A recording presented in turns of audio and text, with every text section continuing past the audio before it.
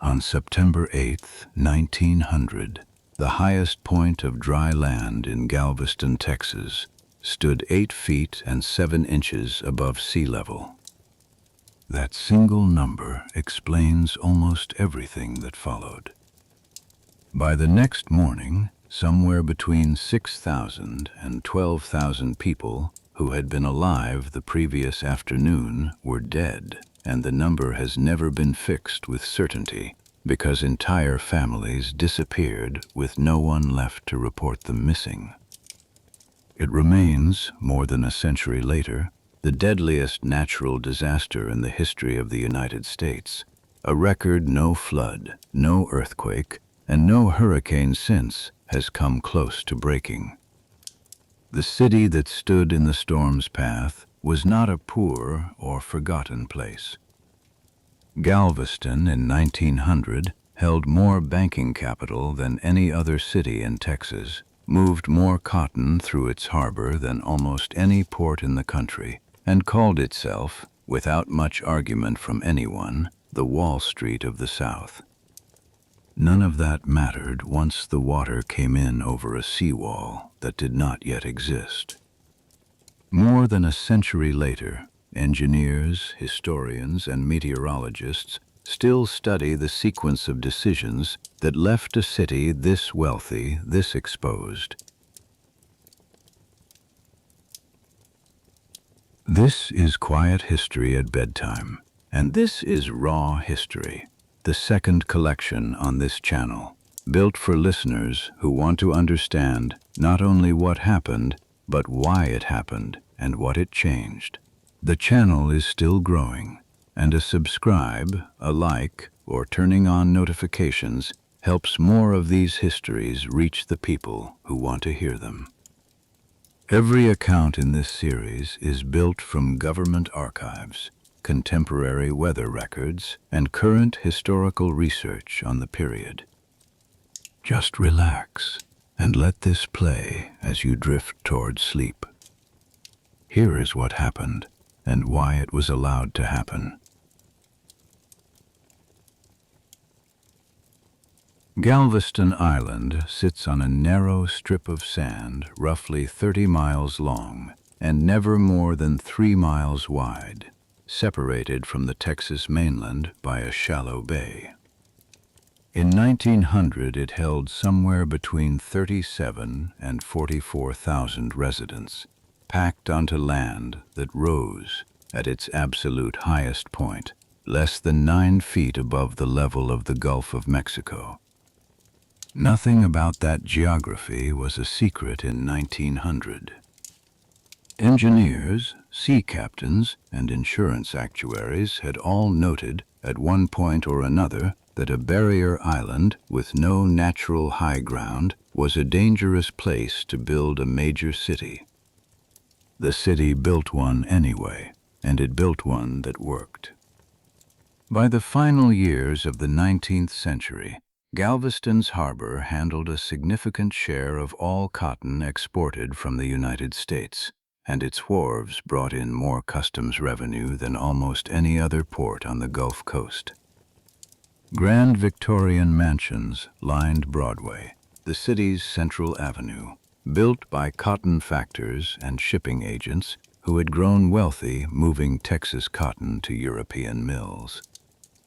Electric streetlights, telephone lines, and a modern streetcar system had arrived years ahead of most cities of comparable size anywhere in the American South.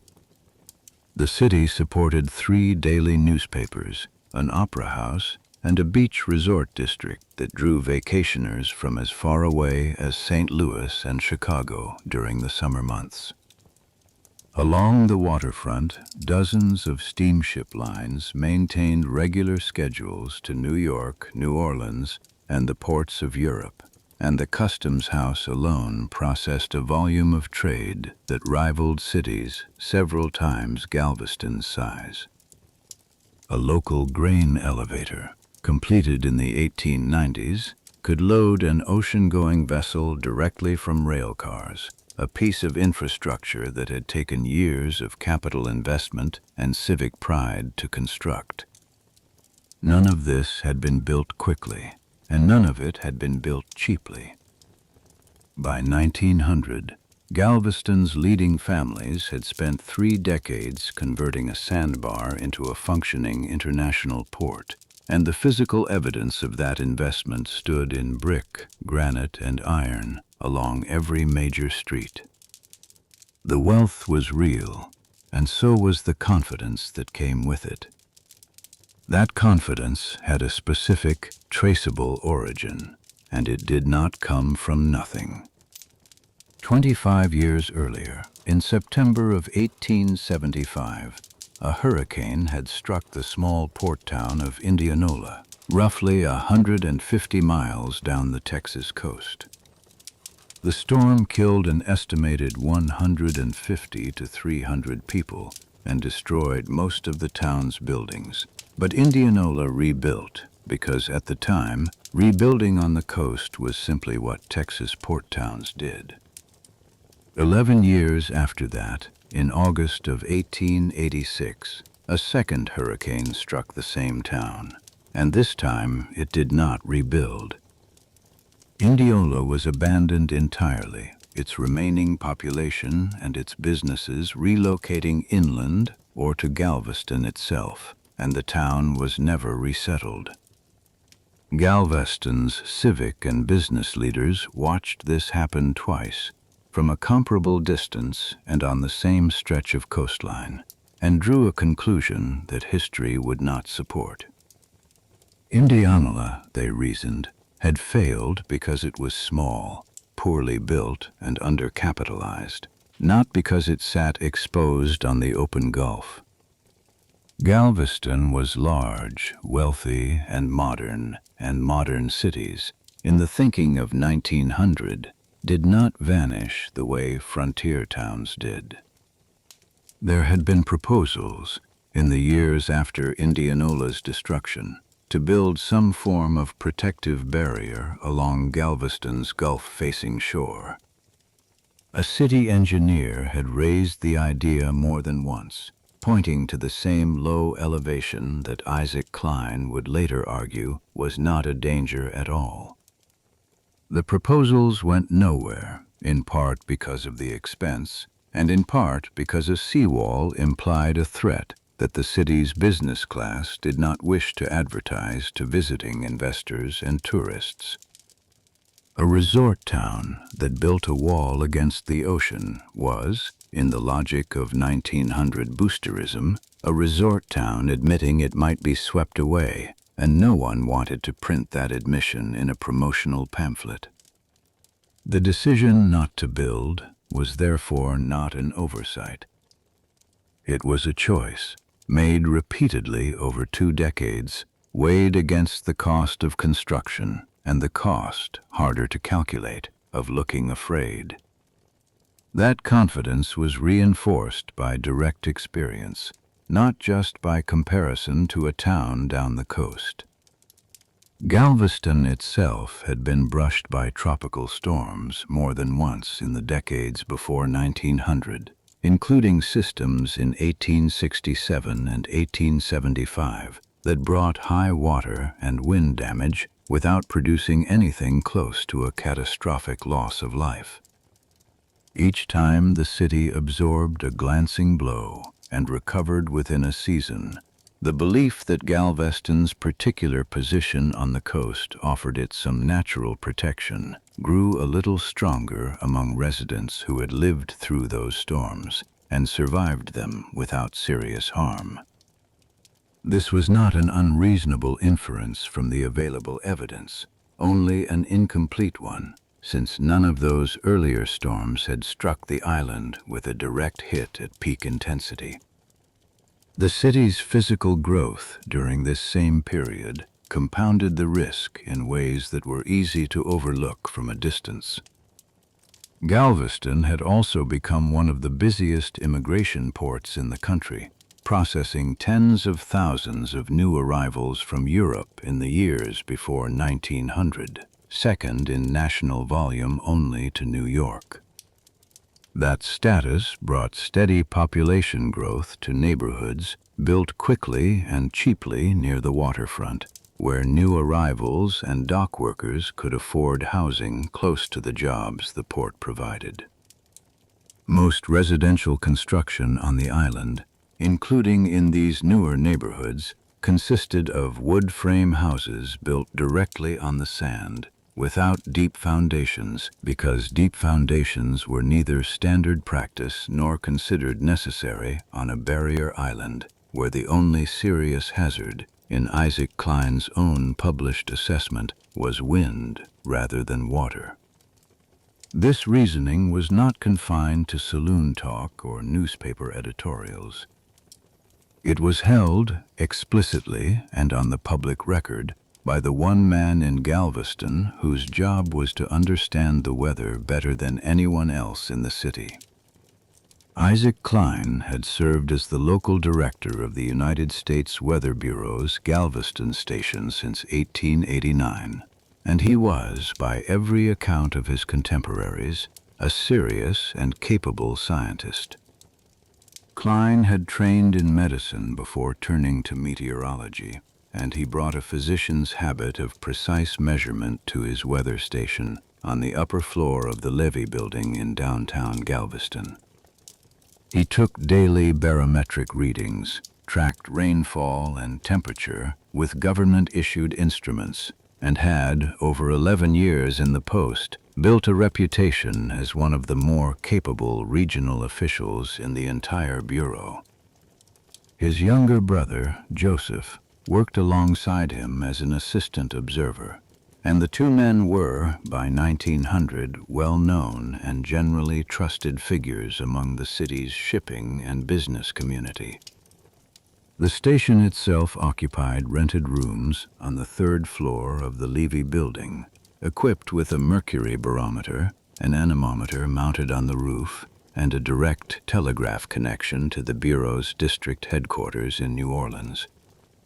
From that office, the Klein brothers issued the daily forecasts that appeared in the local newspapers and that ship captains consulted before deciding whether to sail, a routine responsibility that made Isaac Klein, in practical terms, the single most trusted source of weather information in the city.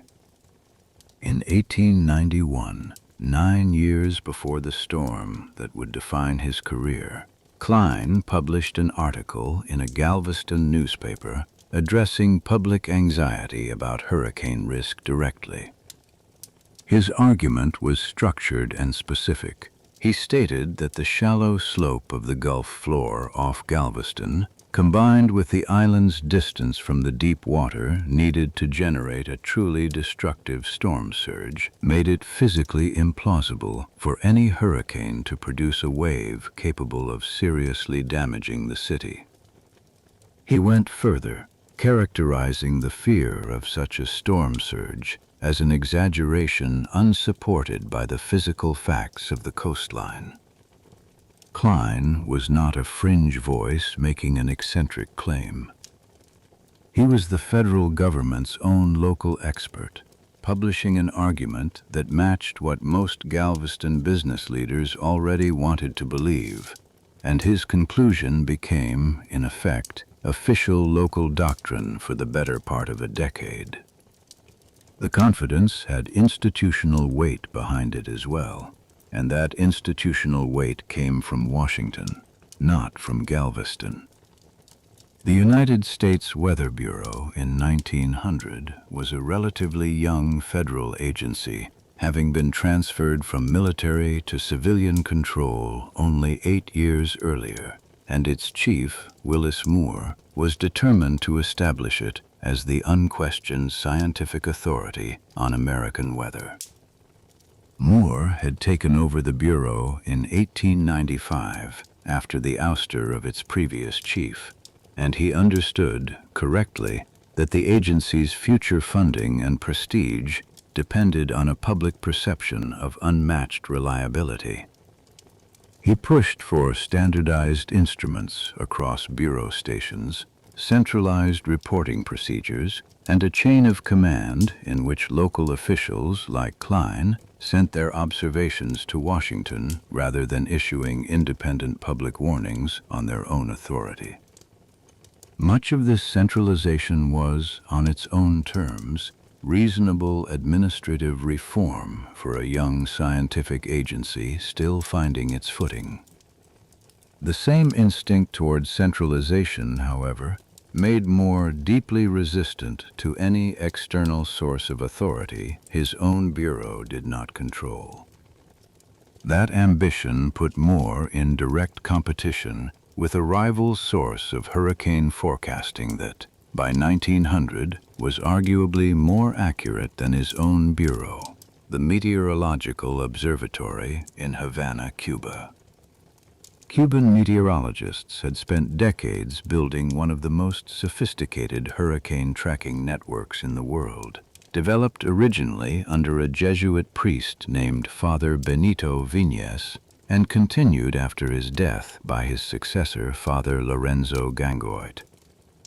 Their method relied on a dense telegraph network of observers spread across the Caribbean, feeding cloud, pressure, and wind data back to Havana, where forecasters had learned to read the early signs of a hurricane's formation and likely path with unusual precision. Father Viñes had developed much of his method by studying cirrus cloud formations and long-period ocean swells, indicators that could reveal a distant hurricane's presence days before it came close enough for a barometer to register any change in pressure. By the 1890s, Cuban forecasters were routinely issuing storm warnings with a lead time and accuracy that outperformed most of their counterparts anywhere in the Western Hemisphere, including the officials of the United States Weather Bureau stationed only a few hundred miles away. This expertise had been demonstrated publicly and repeatedly, and it was well known among sailors, insurers, and port officials throughout the Gulf, many of whom had learned to trust a Havana forecast over a Washington one when the two disagreed. It was also, from Moore's perspective in Washington, a threat to the authority of the bureau he was trying to build.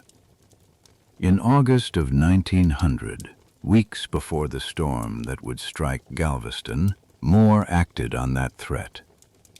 Working through the United States War Department, which still administered Cuba's telegraph infrastructure following the Spanish-American War, Moore arranged for an effective ban on the transmission of independent Cuban weather warnings over the island's government-controlled telegraph lines.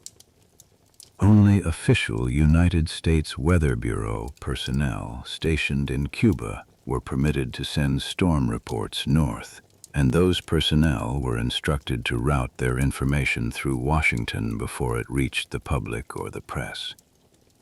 The justification offered was one of scientific standardization, a claim that outside observatories were issuing forecasts without proper authority and creating public confusion.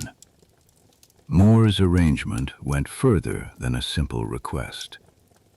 He asked Western Union to give United States Weather Bureau transmissions first priority on the telegraph lines running out of Cuba, ordinary commercial messages second priority, and independent Cuban weather reports last priority of all, a system that in practice meant Cuban storm warnings could sit for hours behind routine business cables before ever reaching an American telegraph office.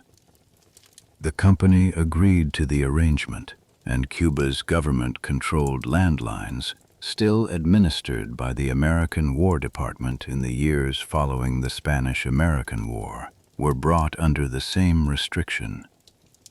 Cuban forecasters could still observe a storm, calculate its path, and write a warning.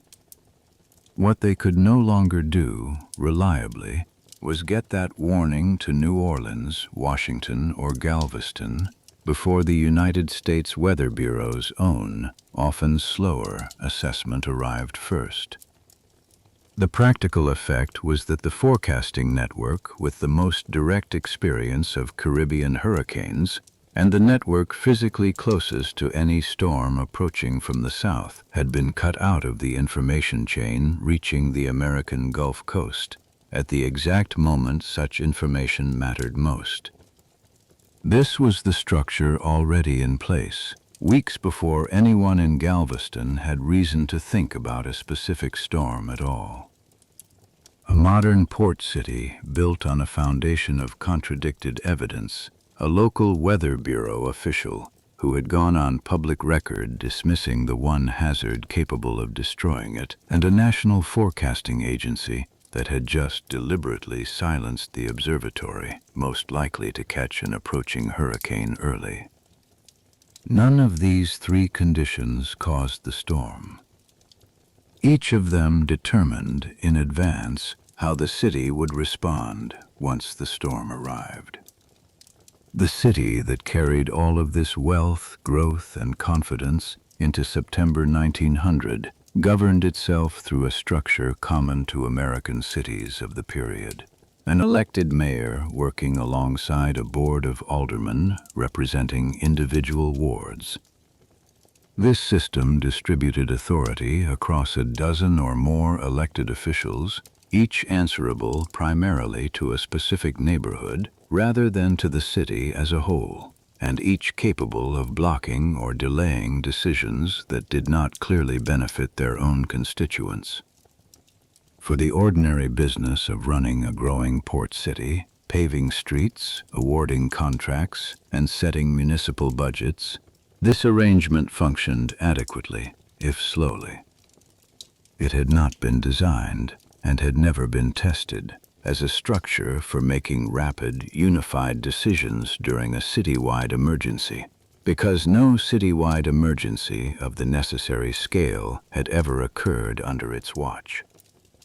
The mayor in office in September of 1900, Walter Jones, presided over this same distributed system, one in which no single office held clear authority to order a mandatory evacuation, requisition private property, or compel citywide action without working through the ordinary channels of aldermanic approval.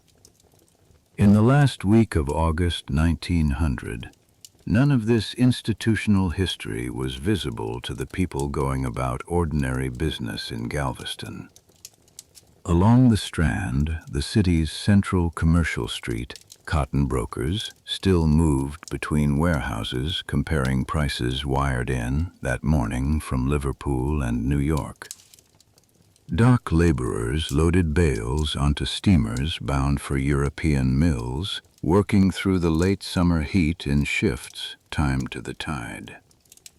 In the evenings, families walked the beachfront promenade near the bathhouses, where visiting tourists paid a few cents to rent a swimsuit and wade into the Gulf, the same water that would, within 2 weeks, rise higher than any building most of them had ever entered. A ship's chandler on Water Street restocked rope and canvas for vessels due out within the month, unaware that several of those same vessels would end up driven inland, resting against buildings blocks from the harbor where they were meant to dock. A dock worker's family renting rooms 2 streets back from the beach, the kind of household the city's immigration boom had multiplied many times over in the previous decade, spent that same week much as they had every August before it, the father loading cotton bales by day and the children selling lemonade to tourists along the streetcar line in the evenings. None of this activity was reckless by the standards of the time. It was simply what a confident, prosperous coastal city did in late summer, in a place where the last hurricane anyone could clearly remember had done comparatively little damage. Far to the southeast, that same week, a tropical disturbance had begun organizing itself over the eastern Atlantic, somewhere east of the Lesser Antilles, moving west along a track that would take it directly across the islands where Cuban forecasters were still watching, even if Washington was no longer listening. On August 27th, ships and coastal observers in the eastern Caribbean began reporting the disturbed weather that Cuban meteorologists would soon identify as an organizing cyclone. By the first days of September, the storm had crossed into the central Caribbean, and Havana's forecasters, still led by Father Gangoit in the tradition established by Father Vignes, began tracking its pressure readings and cloud patterns with the same methods that had proven reliable for decades. Their early assessment placed the storm on a track that would carry it not east toward Florida, where the United States Weather Bureau's own forecast was beginning to point, but west and north into the Gulf of Mexico toward the Texas coast. It was, at this stage, still only a forecast. One professional judgment weighed against another, and the storm itself had not yet shown the world what it was capable of doing. Newspapers along the Gulf Coast, including Galveston's own Daily News, ran only brief notices about a storm somewhere in the Caribbean, tucked among shipping schedules and local advertisements rather than featured as urgent news. Ship captains preparing to leave the harbor that week checked the Bureau's posted forecasts as a matter of routine, the same routine they had followed for years without incident. Nothing in the information reaching Galveston by the end of the first week of September suggested that this storm would be materially different from the ones the city had weathered before, and the confidence built over 3 decades of growth, one dismissed precedent and one severed communication line, had no reason yet to break. That test was still several days away, and it would begin, for the city of Galveston, on a warm and unremarkable Friday morning. On September 4th, 1900, the disturbance that Cuban forecasters had been tracking across the eastern Caribbean strengthened into a full hurricane as it passed near Cuba's southern coast. Father Gangoit's observatory in Havana logged the storm's pressure drop and wind shift with the same precision that had made Cuban forecasting the most trusted system in the region for a generation. Their assessment, communicated as far as the restricted telegraph lines allowed, placed the storm on a track curving northwest into the Gulf of Mexico rather than northeast toward Florida. The United States Weather Bureau's central office in Washington disagreed.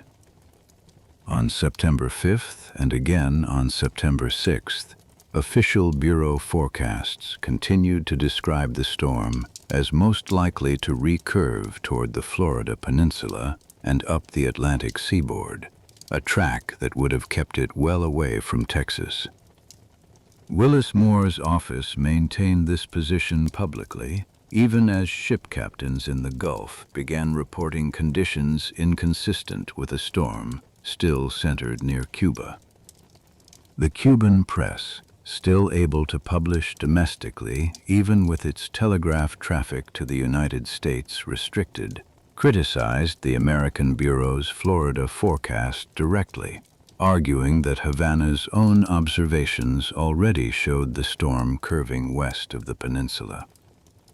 This criticism did not reach most American newspapers in any meaningful way, since the same restricted telegraph lines that limited official Cuban storm warnings also limited the spread of Cuban press commentary into the United States. Ship captains already at sea in the Gulf of Mexico had no such filter working on their behalf. Several vessels crossing the Gulf in these same days later reported barometric pressure drops and swell patterns inconsistent with a storm still tracking toward Florida. Information that reached port only when those ships themselves made landfall. Too late to change any forecast, still being printed in coastal newspapers. By the evening of September 6th, evidence reaching the Bureau's regional stations no longer supported the Florida track, and a storm warning was issued for the northern Gulf Coast, reaching Galveston on the morning of September 7th. The Galveston Daily News printed a short item on page 3 that Friday morning, noting that the city had been placed under a storm warning the previous day. It was not front-page news, and nothing in its tone suggested urgency. Ship captains in the harbor read the notice as a routine caution of the kind they had seen many times before, and most continued preparing their vessels for scheduled departures rather than seeking shelter. A handful of more cautious captains chose to delay their departures by a day or two, a decision that would later prove to have saved their ships, though at the time it was treated by their crews as simple prudence rather than any special foresight. Isaac Klein, at the Weather Bureau station in the Levee Building, noted the falling barometric pressure through the day, but recorded nothing in his official communications to suggest the storm would strike with unusual force. That evening, the Gulf side of the island began showing signs that a storm of real consequence was approaching, even if no one in an official capacity yet said so. Long, slow ocean swells, arriving from the southeast at a period far longer than local wind conditions could explain, began rolling onto the beach. This was precisely the kind of signal Father Viñas had taught a generation of Caribbean observers to read as evidence of a distant, powerful storm, the same method that Cuban forecasters had used to track this exact hurricane for days. In Galveston, no equivalent local tradition of reading such swells existed, because Isaac Klein's own published position for a decade had been that Galveston's shallow offshore waters made such signals largely irrelevant to the city's safety. Klein did record the swell in his evening log, along with a barometric reading that had begun a slow, steady decline through the day. He also noted, without alarm, that the sky overhead remained largely clear, since the storm's true center was still several hundred miles to the southeast, and its outer effects were arriving on the coast well ahead of its visible cloud structure. Bathhouse operators along the beachfront, watching the same swells roll in with unusual size and regularity, allowed the evening's paying customers into the surf as they did on any other warm September night, since nothing in the sky above them looked like danger. A group of visiting school teachers from Dallas, in Galveston for the last week of the resort season, spent that same evening on the beachfront promenade, admiring the same swells as a pleasant curiosity, one of them later recalling how the size of the waves had seemed almost worth the price of the trip on its own.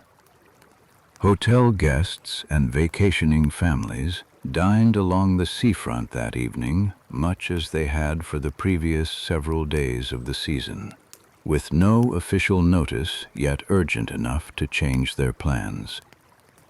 Saturday, September 8th, began under a mostly clear sky with a light but persistent wind blowing out of the north, an unusual direction for a storm approaching from the Gulf to the southeast. Klein noted this contradiction directly. A rising tide and heavy swell from the south and east, paired with a surface wind still coming from the north, a combination that indicated a large, well-organized storm, still some distance offshore, with its true force yet to arrive. By mid-morning, water had begun moving into the lowest streets of the city, several blocks inland from the beach, even though the wind itself remained only moderate. This early flooding did not come from wind-driven waves. It came from the Gulf itself rising, a slow, sustained elevation of sea level across the entire coastline that the storm surge was already producing well ahead of its strongest winds. In the lowest wards of the city, closest to the beach and home to many of the dock workers, laundry operators, and recent immigrant families who had settled there because the land was cheapest, water first appeared in the streets as a slow seep rather than a flood, rising through storm drains and low gutters before anyone had seen a single dramatic wave. Children in these neighborhoods were, according to several later accounts, sent out to wade in the rising water as a novelty before their parents understood what the water's continued rise actually meant.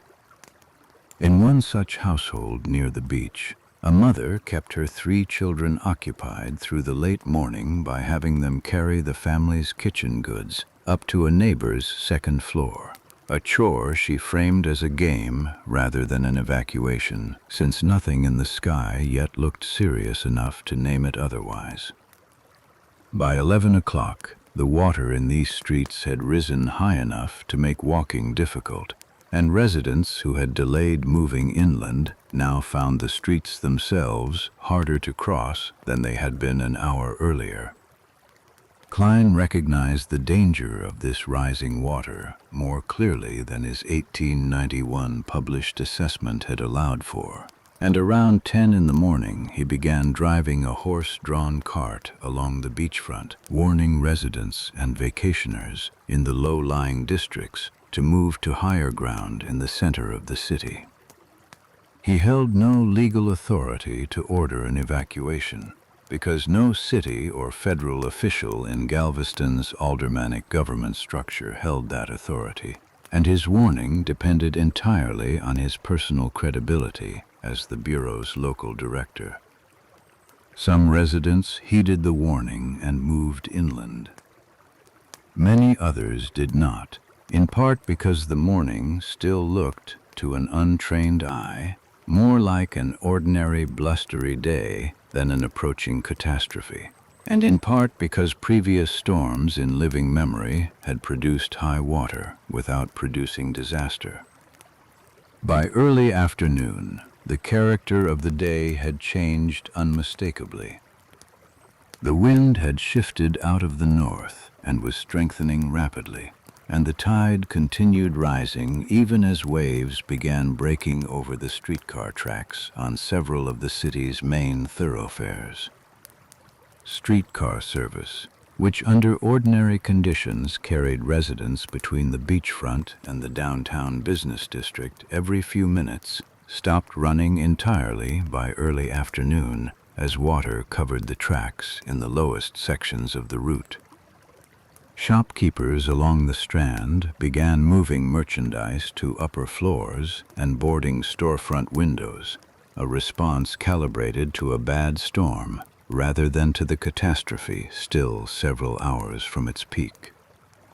Some residents who had ignored Klein's morning warning now reconsidered, only to find that the routes they might have used to reach higher ground earlier in the day were already impassable by rising water in the intervening streets.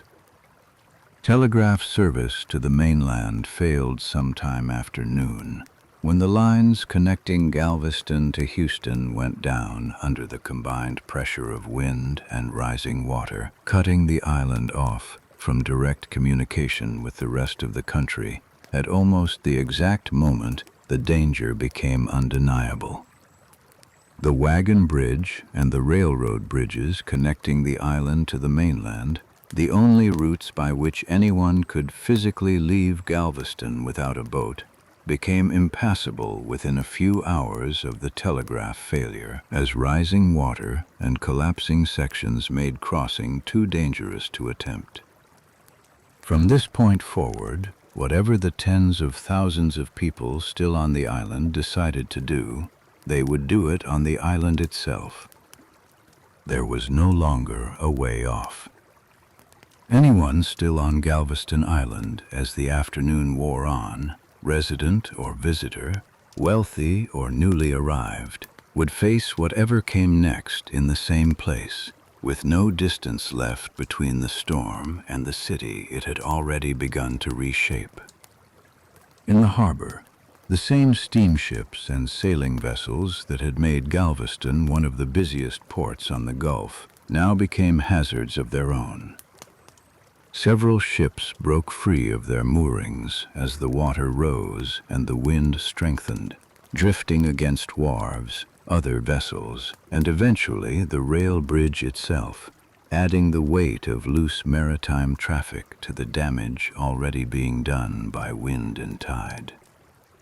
The grain elevator that had been a source of civic pride only a few years earlier stood largely intact through the afternoon, its scale and construction giving it more resistance to wind than the wood frame houses surrounding it, though the rising water still flooded its lower levels and halted all loading operations. By mid-afternoon, wind speeds had climbed well past anything the city had experienced in living memory, and debris from the first houses to fail along the beachfront began moving inland, driven by both wind and the rising surge beneath it. This wreckage did not simply blow away in scattered pieces. As more buildings near the shoreline collapsed, their remains combined into an advancing wall of broken lumber, roofing, and household debris, pushed steadily inland by the wind and the rising water beneath it, a moving barrier that grew larger and more destructive with every additional house it consumed. This debris wall, several blocks wide by early evening, struck structures still standing in its path, with the combined force of the surge and the accumulated wreckage riding on top of it, collapsing buildings that might otherwise have withstood the wind alone. Survivors who described the wall afterward consistently described it the same way, not a wave in the ordinary sense, but a moving barricade of broken timber, furniture, and roofing several feet high, grinding forward through entire blocks and leveling nearly everything it touched. Its advance was slow enough, by some accounts, that residents in its direct path could sometimes see it coming and attempt to flee to a neighboring building, and fast enough that many of those same residents did not make it before their own homes were struck from behind. The wall grew as it moved, since every house it destroyed added its own wreckage to the mass pushing forward, meaning the neighborhoods closest to the beach, where the wall first formed, suffered its full force earliest, while blocks farther inland faced a wall that had already grown larger and more destructive by the time it reached them.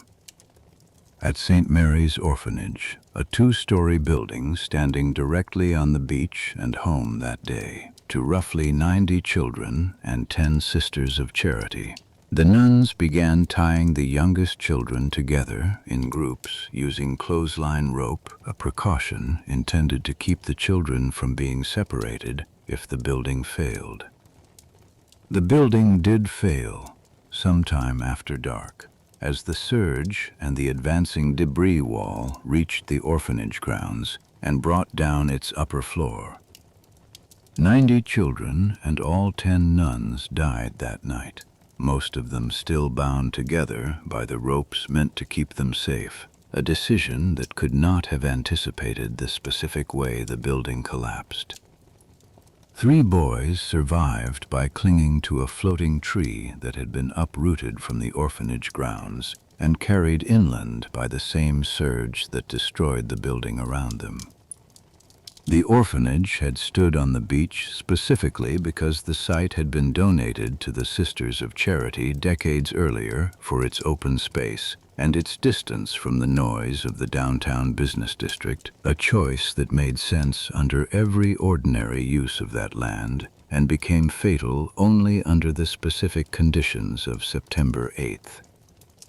The rope tying the children together, A decision made in the building's final hour, with no way to know how the structure would fail, meant that when the walls came down, most of the children were pulled under together rather than scattered, a fact later Red Cross investigators would note without offering it as either mistake or solution, only as what happened.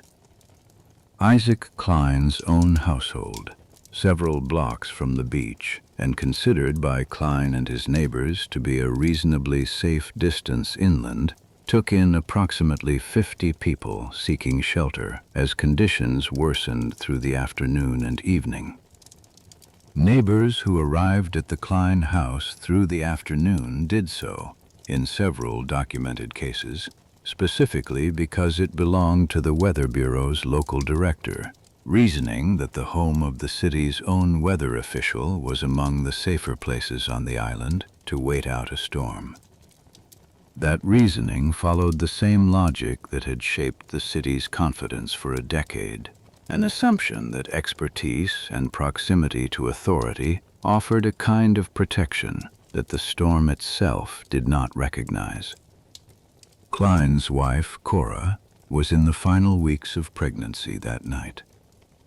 Around 8 o'clock in the evening, with wind speeds now well past hurricane force and the surge still rising, the Klein house was struck by wreckage carried on the advancing debris wall and began to break apart. The collapse killed 33 of the people sheltering inside, including Cora Klein. Isaac Klein and his brother Joseph survived by riding out the collapse on a section of floating roof, and in the hours that followed, in complete darkness and amid wind, later estimated to have reached speeds well above 130 miles per hour. The two brothers worked to keep Isaac's 3 surviving children afloat on the same wreckage. Not every building in the storm's path failed in the same way, and the differences were not random. The Ursuline Academy, a convent and school built decades earlier with thick masonry walls rather than wood framing, held through the night, while hundreds of residents who had fled there for shelter crowded into its upper floors as water filled the ground level below them. Its survival was not a matter of location, since it stood in a low-lying area much like many of the buildings that failed around it, but a direct consequence of how it had been built, a fact that would matter a great deal to the engineers who studied the city's ruins in the weeks that followed. Other masonry structures across the city, including several churches and the sturdier commercial buildings along the Strand, showed the same pattern, standing while the wood frame houses around them, built quickly and cheaply during 3 decades of rapid growth, did not. Across the city, similar scenes were repeating in structure, if not in exact detail, as house after house in the lower-lying neighborhoods failed under the combined pressure of wind, surge, and the growing wall of debris moving inland ahead of the storm's strongest winds. The city's electric lighting system, which had been one of Galveston's proudest markers of modernity only hours earlier, failed completely by early evening as wind brought down power lines across the island, leaving the entire city in total darkness for the remainder of the night. Gas lighting failed soon after for the same reason, and with the telegraph already down since early afternoon, Galveston passed into the worst hours of the storm, with no light, no communication to the mainland, and no way for anyone in one part of the city to learn what was happening in another. What information existed traveled only as far as a shout could carry over the wind, from one collapsing building to the next. Families sheltering together in whatever structure still held around them had no way of knowing whether the house next door still stood, whether a relative a few streets away had reached safety, or how much longer their own walls would hold against the wind still building outside. By 10 o'clock that night, instruments at the Weather Bureau station recorded wind speeds before the anemometer itself was torn from the roof of the Levy building, the last official measurement lost at the moment it might have mattered most. Later analysis of the storm's pressure and structure would place its peak sustained winds near 145 miles per hour, a major hurricane by any later classification system, though no one inside the city that night had access to a number, only to the sound and the water and the buildings failing around them in the dark. The lowest barometric pressure recorded before the instrument was lost showed a drop consistent with one of the most intense storms ever to strike the Gulf Coast, a reading that later meteorologists would treat as confirmation of just how far the storm had exceeded anything Isaac Klein's 1891 assessment had allowed for. The storm surge itself, measured afterward by a high water mark left on surviving structures, reached 15 feet and 7 inches above normal sea level in parts of the city, nearly 7 feet higher than the highest natural ground Galveston possessed anywhere on the island. Across the island, through those same hours, thousands of people who had lost their homes clung to whatever floated, sections of roofing, broken furniture, uprooted trees, pushed by wind and current through streets that were no longer recognizable as streets. Some drifted for hours before finding a structure still standing enough to climb onto.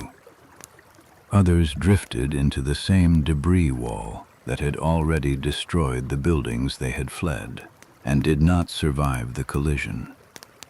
Families were separated in the darkness and the noise, without any way to call out and be heard beyond a few feet, and many of those separations would not be resolved, one way or another, until daylight finally came. Between roughly 8 o'clock and midnight, the worst of the storm passed directly over Galveston, and for those hours, in neighborhoods where entire blocks were being erased one structure at a time, there was no higher ground left to reach at all. The wind did not begin to ease until well past midnight, and even then it eased slowly, leaving the island's survivors still scattered across rooftops, wreckage, and the handful of buildings still standing, with no way yet to know how many of their neighbors or their own family members had made it through the hours just past. Daylight on September 9th reached a city that no longer matched any map printed of it the week before. Streets that had carried streetcars and delivery wagons 2 days earlier were gone entirely in places, replaced by open ground scraped clean down to sand, or by ridges of wreckage taller than a man, running for blocks in the direction the debris wall had traveled the night before. Survivors who had spent the night on rooftops, in trees, or clinging to floating timber began climbing down into a landscape that offered almost nothing familiar to navigate by. Many of them began the same task at almost the same moment, without coordination or instruction, moving through the ruins calling the names of people they had last seen the previous afternoon. Some of those searches ended within hours, in reunions on street corners that no longer had street signs to mark them. Many others did not end for days, and some never ended at all. One dock worker, having spent the night on the roof of a warehouse near the wharves, spent the first hours of daylight walking block after block, calling the names of his wife and 2 children, a search that ended only that afternoon when a neighbor directed him to a church 3 streets inland where survivors from his block had gathered overnight. Not every search ended even that well, and many residents who had been separated from family members during the debris wall's advance the previous evening spent the following days moving between the city's makeshift shelters, checking names posted on church doors and warehouse walls in the absence of any functioning newspaper or telegraph to carry word faster. The city's few surviving physicians, working out of whatever structures still had roofs and floors, treated the injured with supplies salvaged from ruined pharmacies and private homes, since the island's regular hospitals had themselves been damaged or destroyed in the storm. The Mistred House, a commercial building in the city's west end, was converted into an emergency hospital within the first day, one of several improvised medical sites that took the place of formal institutions no longer capable of functioning. Fresh water was scarce, since the storm had fouled wells and cisterns across the island, and food supplies on hand when the storm struck had in many households been destroyed along with the buildings that stored them. Families who had lost their stores of preserved food shared what little remained with neighbors in the same block, an informal system of rationing that emerged without any official direction in the first day or two before organized relief supplies began arriving from the mainland. Injuries treated in these first days ranged from lacerations caused by flying debris and broken glass to more severe wounds inflicted by the wreckage that had crushed or trapped survivors during the night, and physicians worked without the anesthetics, antiseptics, and basic surgical equipment that would ordinarily have been available in a functioning hospital.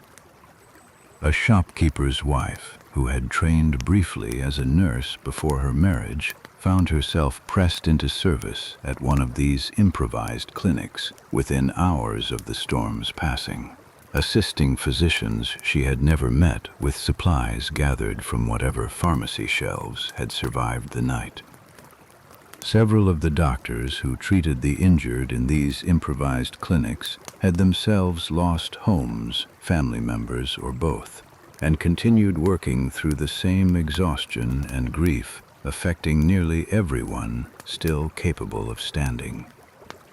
Roughly 2 out of every 3 buildings that had stood on the island the previous morning were gone or damaged beyond immediate use, and entire residential wards nearest the beach had been reduced to open ground. Total property losses were later estimated at $20 to $30 million, a figure that included not only homes, but the docks, rail infrastructure, and commercial buildings that had made Galveston one of the wealthiest port cities on the Gulf only days earlier. The rail crossings linking the island to the mainland, unusable since the previous afternoon, had suffered damage severe enough that restoring even limited train service took weeks, cutting off the most direct route for both relief supplies coming in and cotton shipments that would ordinarily have been moving out. The grain elevator that had stood largely intact through the worst of the storm was among the port facilities still usable in the days after, though with the surrounding wharves damaged and shipping schedules abandoned entirely, its capacity meant little until the harbor itself could resume any kind of regular operation. Roughly 10,000 people, out of a population that had numbered under 44,000 before the storm, were left with no home to return to. The question of how many people had died proved far harder to answer than the question of how many buildings had fallen. An official estimate settled, in the weeks that followed, on a figure near 8,000 deaths within the city itself, a number still cited most often in later government and historical records.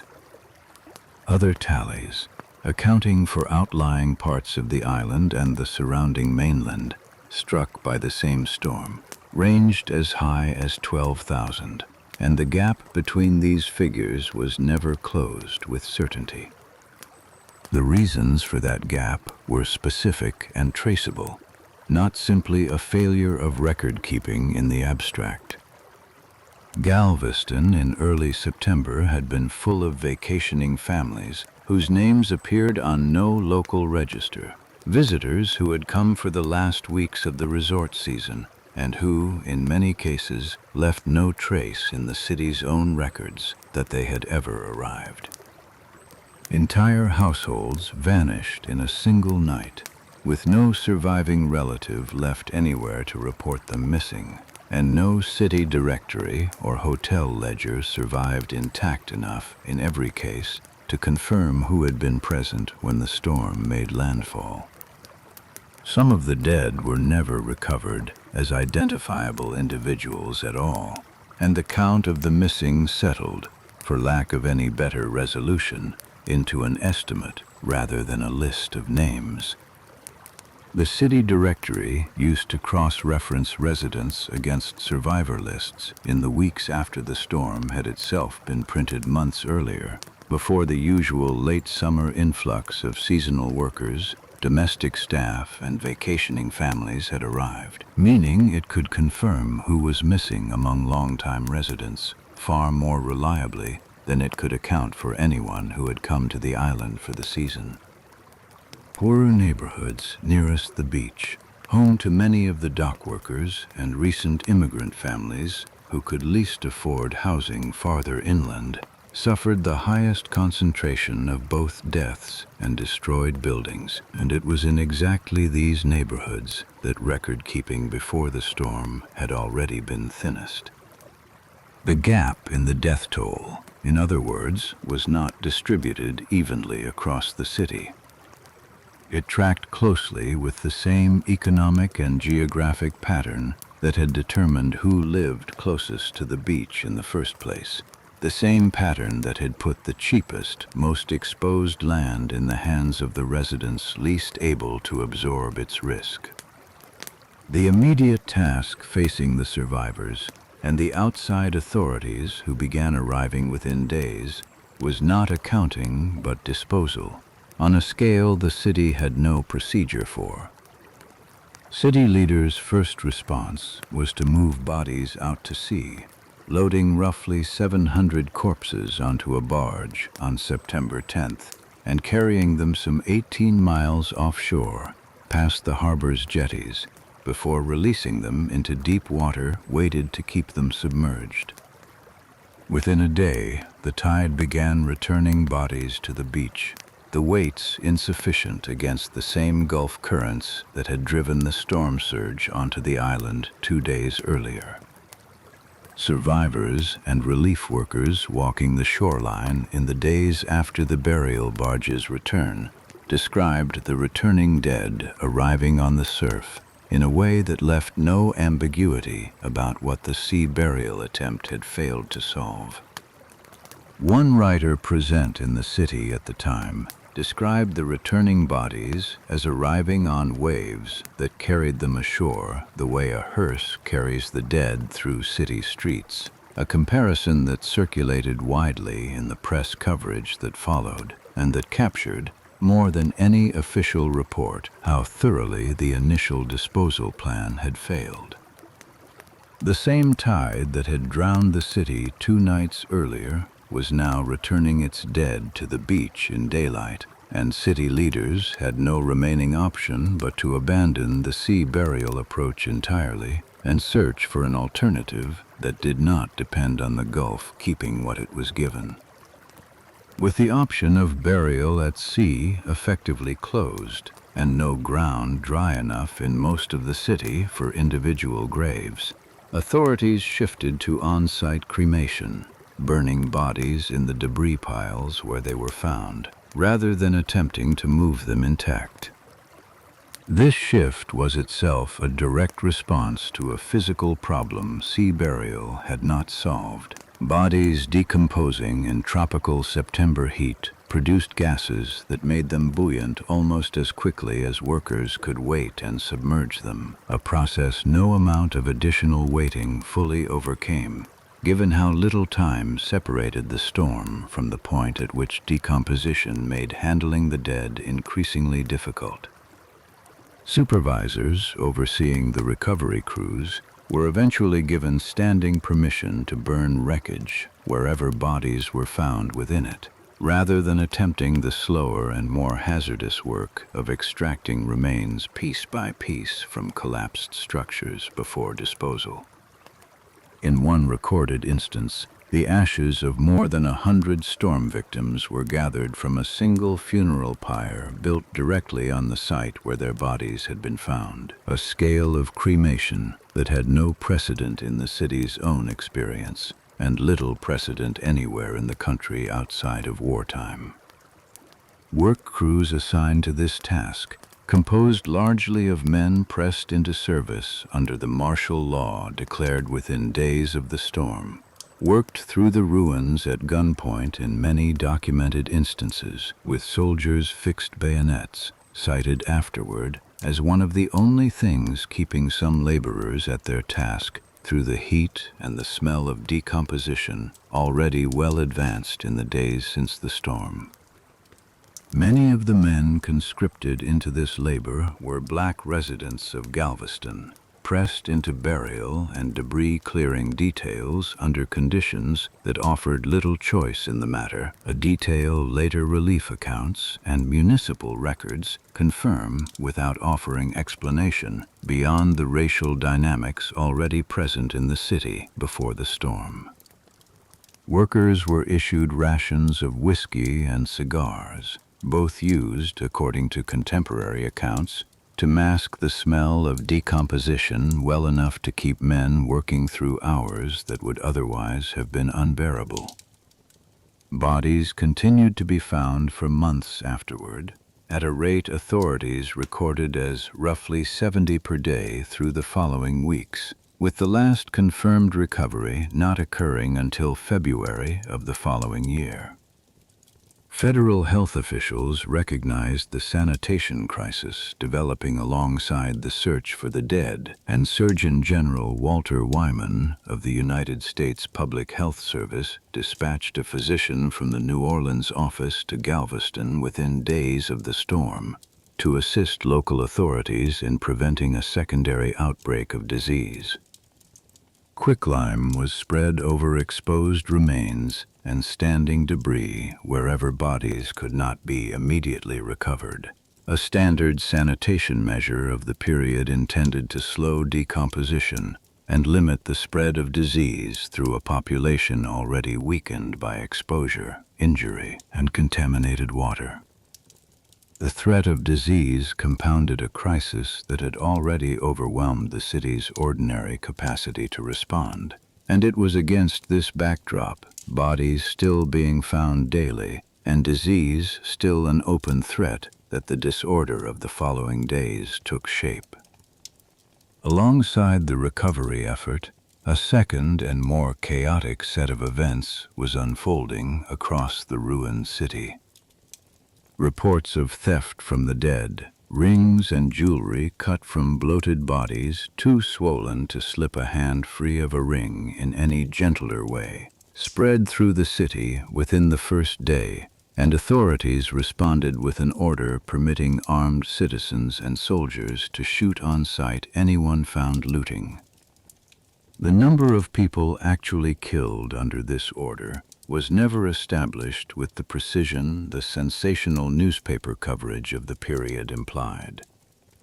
One contemporary press account claimed as many as 75 so-called ghouls had been shot, while a relief committee member who investigated the claim directly afterward placed the confirmed number closer to 6, a discrepancy that reflects how quickly rumor outran verified fact in a city with no functioning telegraph, no regular newspaper printing, and an armed citizenry acting on second-hand reports. The Galveston Daily News reported on September 11th that 8 black men had been killed as looters, a figure the paper itself was able to independently verify for only 7 of the 8 in the days that followed. Formal police records for the entire month of September list a single arrest for robbing a body, alongside 5 arrests for looting more broadly. numbers that stand in stark contrast to the dozens or hundreds of shootings described in less careful contemporary reporting. What can be established with confidence is that the disorder was real, that the city's response to it was lethal and largely unregulated by any formal legal process, and that the men most often named as victims of this response were disproportionately black, in a period and a place where racial violence did not require a hurricane to occur. One case recorded in contemporary accounts involved a man discovered with human fingers, still bearing rings, cut from bodies he had been robbing along the beach. He was captured by soldiers and executed on the spot, a punishment carried out without trial and recorded afterward alongside the storm's other casualties, though not counted among them in any official tally. Photographers sent from outside the city to document the disaster reported being fired on by police and militia guards enforcing the martial law curfew, a measure of how little tolerance authorities showed for any activity that could be mistaken, even briefly, for looting or interference with the recovery effort. Armed citizen patrols operated alongside the militia in the first days after the storm, authorized informally to shoot suspected looters on sight, an arrangement that blurred the line between organized law enforcement and vigilante action in ways that made an accurate accounting of the violence even harder to reconstruct afterward. Mayor Walter Jones requested that the Texas Volunteer Guard assume law enforcement duties within days of the storm, and martial law was formally declared, bringing a citywide curfew and the closure of every bar on the island as authorities attempted to impose some structure on a city that otherwise had none left standing. By September 13th, roughly 2,000 law enforcement officers and soldiers were operating in Galveston, patrolling ruins that, only a week earlier, had been the streets of one of the wealthiest cities on the Gulf Coast. The curfew and the closure of the bars were framed publicly as measures to prevent further looting and disorder, though they also had the effect of concentrating what remained of civic authority in the hands of the military command overseeing the occupation, a shift few residents were in any position to resist, given the scale of what they had just survived. Outside help began arriving within days, moving through channels that, unlike the city's own government, had clear lines of authority and resources to draw on. The steamer Lawrence reached Galveston from Houston on the morning of September 11th, carrying water, food, and a 100-person relief committee that included doctors organized to establish emergency medical care in whatever buildings remained usable. Local leaders who survived the storm organized their own relief structure within days, forming a citizens committee that included figures such as Rabbi Henry Cohen, already known in Galveston for civic and charitable work well before the storm, and businessman Isaac Kempner, who would go on to play a central role in the city's political reorganization in the months that followed.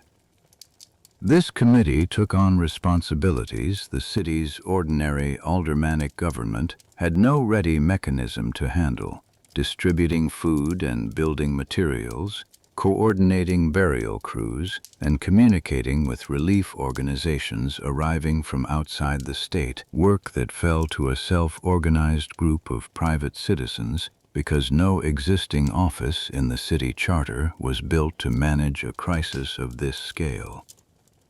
The committee's formation, born out of necessity in the days immediately after the storm, would prove to be an early sign of a broader argument taking shape across the city, that Galveston's pre-war system of government, distributed across a dozen elected wards with no unified executive authority, had not simply failed to prevent the disaster, but was now failing to manage its aftermath as well.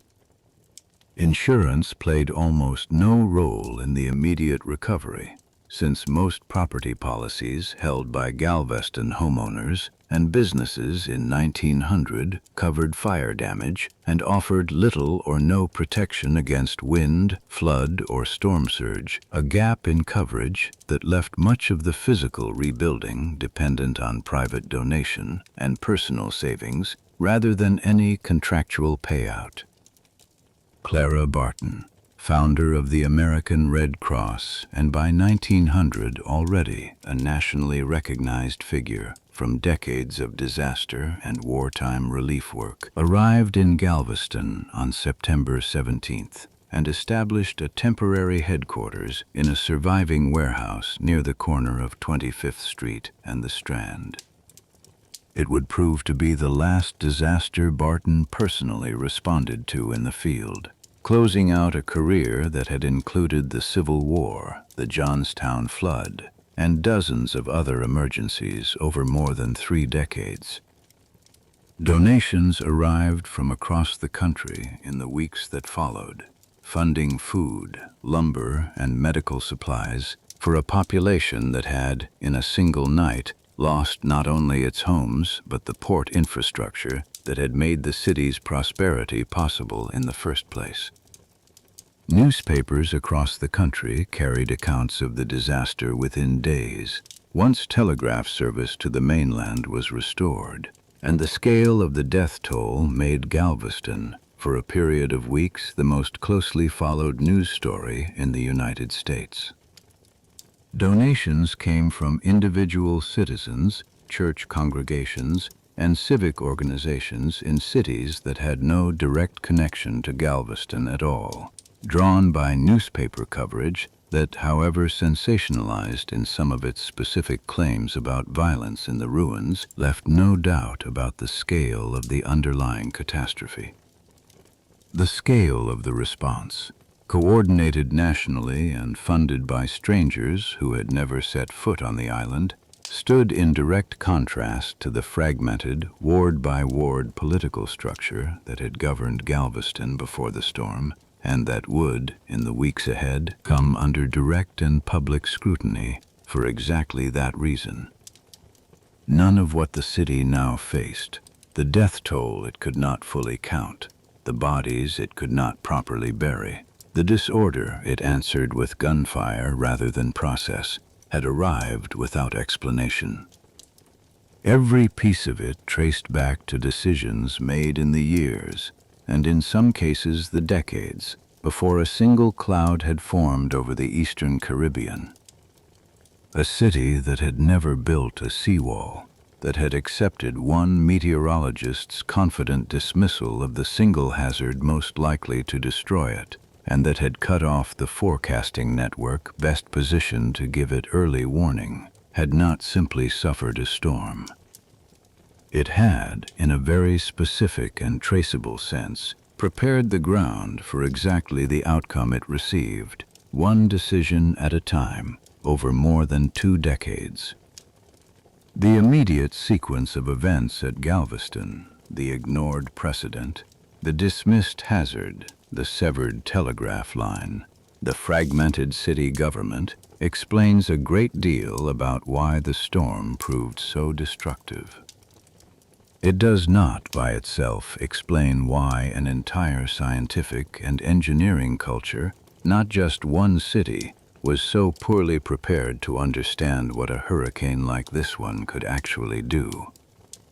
Understanding that broader failure requires looking past the specific decisions made in Galveston between 1875 and 1900 and toward the assumptions those decisions rested on, assumptions shared by engineers, insurers, and federal officials well beyond the boundaries of any single Texas island.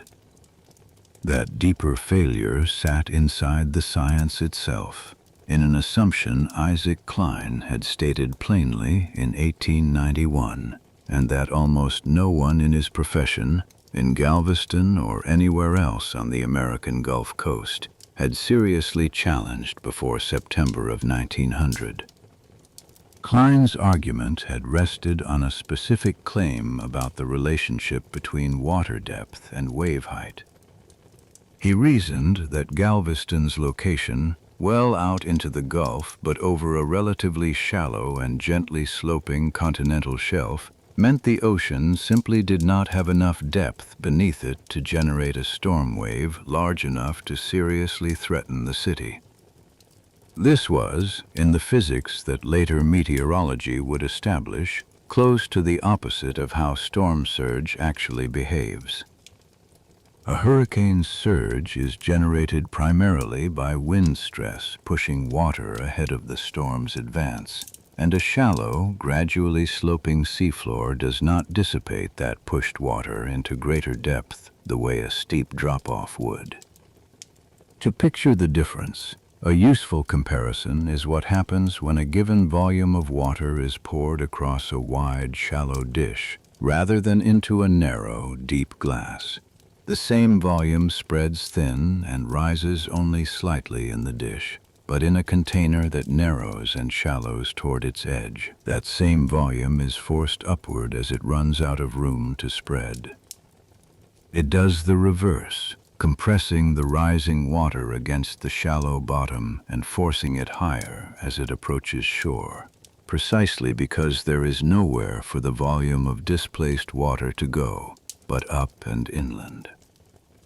Galveston's shallow approach, the same feature Klein had cited as protection, was in fact one of the conditions that made an unusually severe surge more likely there than it would have been along a coast with deeper water closer to shore.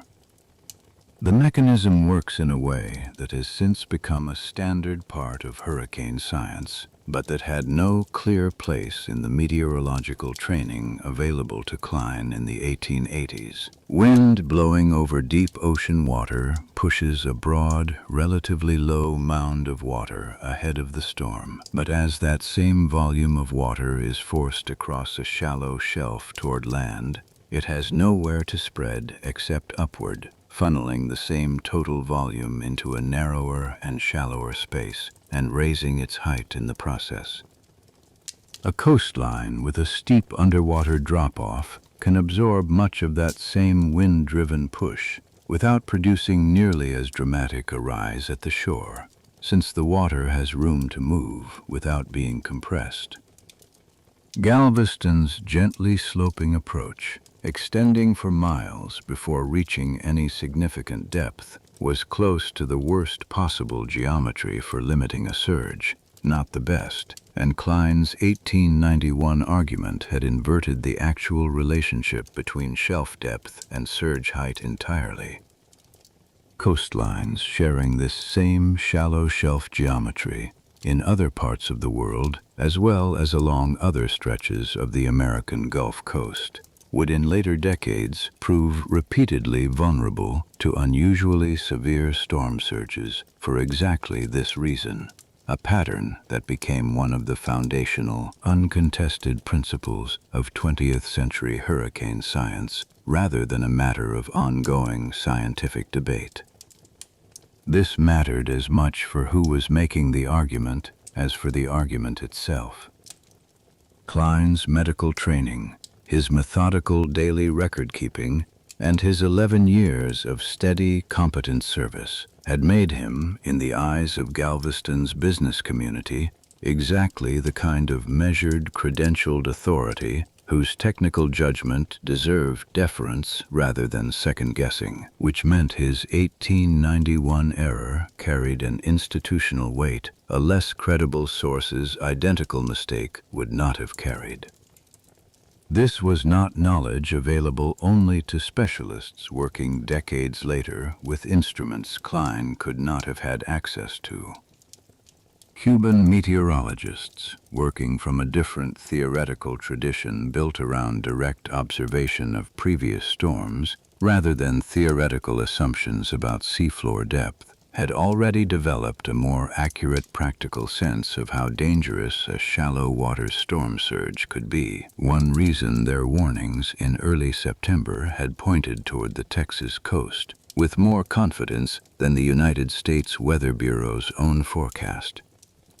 Their method, built on decades of watching actual storms cross actual coastlines, rather than reasoning from first principles about ocean depth, had quietly accumulated the kind of empirical correction that Klein's more theoretical 1891 argument had never been tested against. The gap was not primarily a gap in available data. It was a gap in which institutions' accumulated experience was trusted, and the decision to sever Cuban communications in August had guaranteed that Galveston would face this storm, relying on the less accurate of the two available bodies of expertise. A second, related failure sat in how the era's engineering and insurance industries assessed coastal risk more broadly. Building codes and construction practices across the American Gulf Coast in 1900 were designed almost entirely around resistance to wind, since wind damage was visible, well understood, and directly tied to a measurable and familiar force that engineers had studied for generations in the context of ordinary storms. Water, and specifically the combined threat of storm surge and floating debris moving with it, received comparatively little engineering attention, in part because no American city had yet experienced a surge event that made the distinction unavoidable. Insurance followed the same pattern for the same reason. Property policies sold to Galveston homeowners and merchants in 1900 covered fire risk in detail, reflecting decades of urban fire disasters that had taught insurers to price that hazard carefully, while offering little or no coverage for flood or storm surge, a risk the industry had simply not yet learned to measure. This absence of insurance pricing was not a neutral gap in the market. It removed one of the only mechanisms beyond direct government regulation that might otherwise have pushed property owners and the city itself toward hardening the coastline, since insurers who might have charged higher premiums for unprotected beachfront construction and lower premiums for a city that built a seawall had no framework in place to make that calculation at all. Without that pricing pressure, the economic argument against building a seawall, an expensive project with no clear near-term financial return, went largely unchallenged by any market mechanism that might have argued the other way. American fire insurance in 1900 rested on decades of accumulated loss data drawn from major urban fires in Chicago, Boston, and dozens of smaller cities. Data detailed enough that insurers could price a wood frame building differently from a brick one, and a crowded commercial district differently from a spread-out residential block. No comparable body of loss data existed for hurricane storm surge on the American Gulf Coast, since no American coastal city of Galveston's size had yet been struck directly enough and destructively enough to generate the kind of actuarial record fire insurers had spent generations building. An industry that prices risk by looking backward at previous losses has, by definition, no mechanism for pricing a risk it has not yet witnessed at scale, and Galveston, in September of 1900, was about to become the event that finally supplied that missing data at a cost no insurer's ledger could have anticipated in advance. A Galveston merchant, renewing his fire policy, that same August would have had no line item on the form in front of him for storm surge at all, no box to check, and no premium to pay, because the industry had not yet built the category into its own paperwork, let alone its pricing. Galveston was not alone in holding this misunderstanding, and that fact matters for understanding why the error persisted as long as it did. Other Gulf Coast port cities, including several in Louisiana and Alabama, built on similarly shallow coastal shelves, operated under comparable assumptions about their own relative safety, assumptions that would not be seriously tested until storms struck those cities directly in later decades. A single dissenting voice in Galveston, even a well-placed one, would have had to argue not just against local complacency, but against a shared professional consensus stretching across the entire Gulf Coast engineering and meteorological community, a consensus that had no significant American case study to contradict it before September of 1900 provided one. The city's civic and business leadership, in other words, were not simply making an error of judgment when they declined to build coastal defenses after Indianola.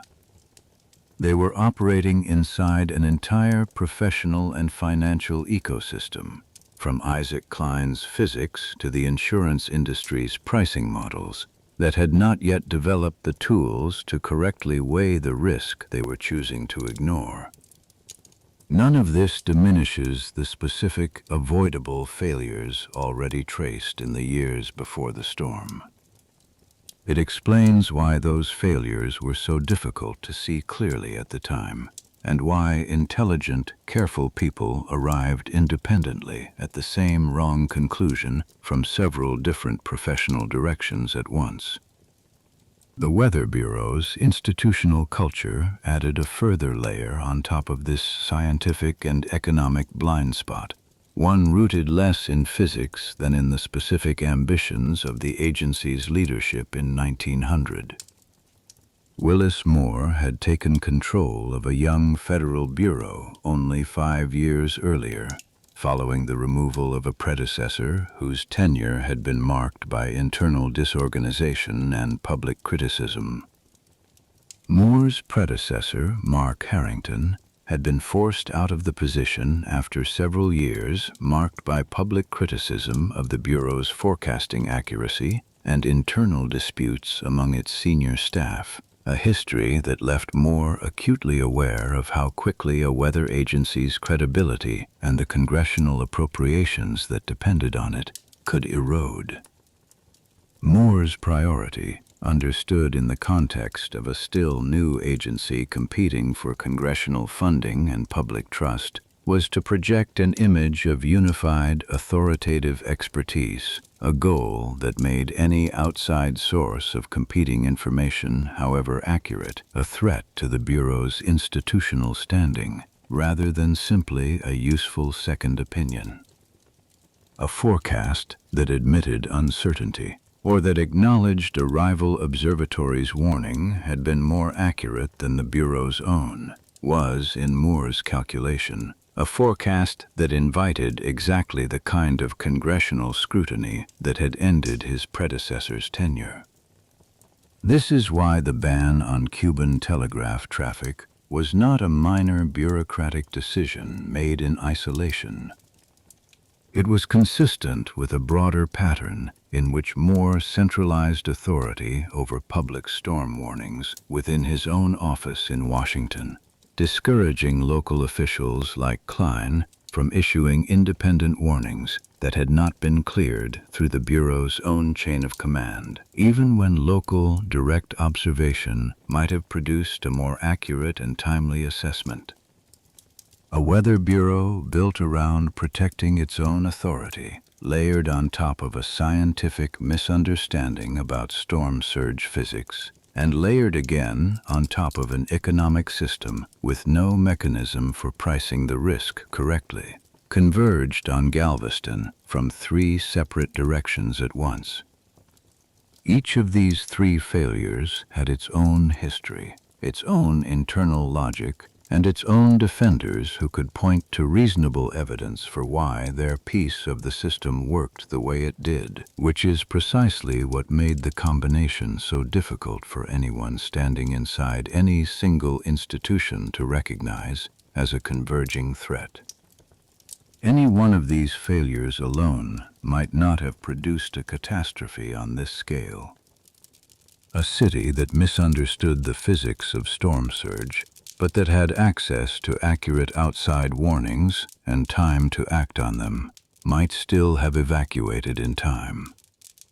A city cut off from the best available forecasting, but built to withstand water rather than only wind, might still have limited its losses to property rather than tens of thousands of lives. A city built on flawed physics and cut off from better forecasting, but governed by a single authority empowered to act decisively the moment danger became clear, might still have moved enough people to higher ground before the bridges failed. It was the combination, each failure compounding the others rather than being caught and corrected by any of the other systems meant to provide a check on it, that turned a preventable disaster into the deadliest natural catastrophe in the country's history.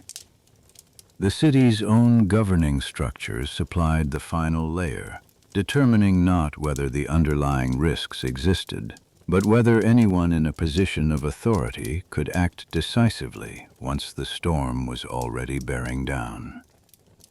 Galveston's aldermanic government, distributed across a dozen or more ward representatives, with no single office empowered to declare an emergency or order a mandatory evacuation, had never been designed for a crisis unfolding over the span of a single afternoon.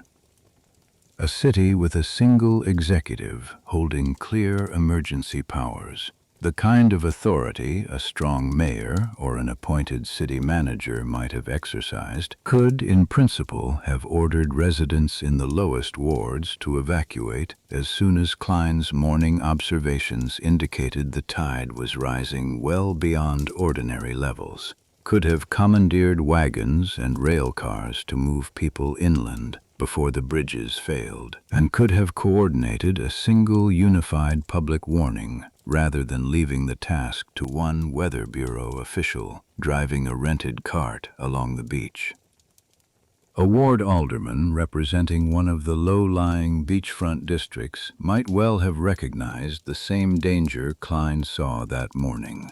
but his formal authority extended only to raising the matter with his fellow aldermen at the next scheduled meeting, a body that had no mechanism for convening on an hour's notice and no legal instrument for ordering an evacuation, even if it had.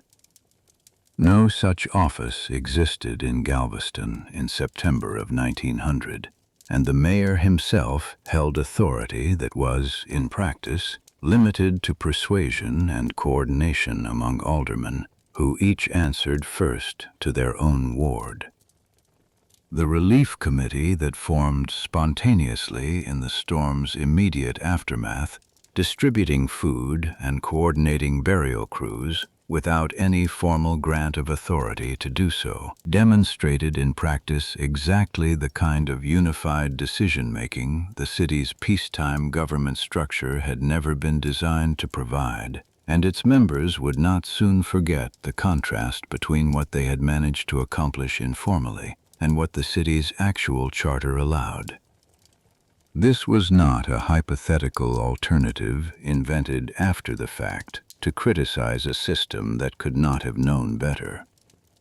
It was, within a matter of months, the exact argument Galveston's own surviving leadership would make in public as they moved to replace the very government structure that had left them without a clear chain of command on the single day it mattered most. Isaac Klein's informal ride along the beach on the morning of September 8th, warning residents to move to higher ground, stands as a clear illustration of exactly this gap. He acted because he recognized the danger building outside his own office window, not because any city or federal authority had the power to order what his own judgment told him needed to happen, and the warning he delivered carried only the weight of his personal credibility rather than the force of any binding public order. That same morning, Klein raised the Bureau's hurricane warning flags above the Galveston station without first receiving explicit authorization from Washington, a decision that fell outside the standard procedure Moore's centralized command structure required of local officials. It was, in its own small way, the same pattern playing out at the level of a single office, rather than an entire city. A local official acting on direct observation because the formal chain of authority above him was too slow, too distant, or too invested in its own judgment to act in time. That same absence of centralized authority shaped the disorder that followed the storm. When a citizens' relief committee had to assemble itself from scratch because the city charter contained no ready mechanism for coordinating a response of this scale, and when armed citizens and militia operated with informal permission to shoot suspected looters because no clear legal process existed to handle disorder on this scale either. Isaac Klein's own later writing on the disaster offers a useful, narrow window into how the storm reshaped professional understanding within the Weather Bureau itself, without requiring speculation about what he privately felt in the days after his wife's death and his own narrow survival. In his official government report and in a later biographical account of the storm, Klein documented the shooting of looters in the aftermath and the mass cremation of the unidentified dead, treating both as part of the historical record of the event rather than commenting on them in moral terms. He also, in the same body of writing, described the storm as one of the most significant meteorological events on record, a characterization that marked a clear departure from the confident dismissal he had published 9 years earlier. In writing about the storm afterward, Klein did address the long ocean swells his station had logged on the evening of September 7th, observing that a fuller understanding of what those swells and the unusual tides accompanying them actually meant would have given the city an earlier and clearer signal of the danger approaching than any warning the Bureau's official channels ultimately provided. It was, in substance, an acknowledgement that the physical evidence needed to see the coming disaster had been available and recorded, and that the framework needed to correctly interpret it had not yet caught up. The record does not show Klein explaining, in his own words, exactly how his understanding of storm surge risk changed between 1891 and the professional work he undertook afterward. What the record does show is a documented shift in his subsequent career, one traceable through his later publications and his growing focus on the specific mechanics of storm surge rather than wind alone, a shift that would help shape how the Weather Bureau itself began to treat coastal flooding as a distinct and serious hazard in the years that followed.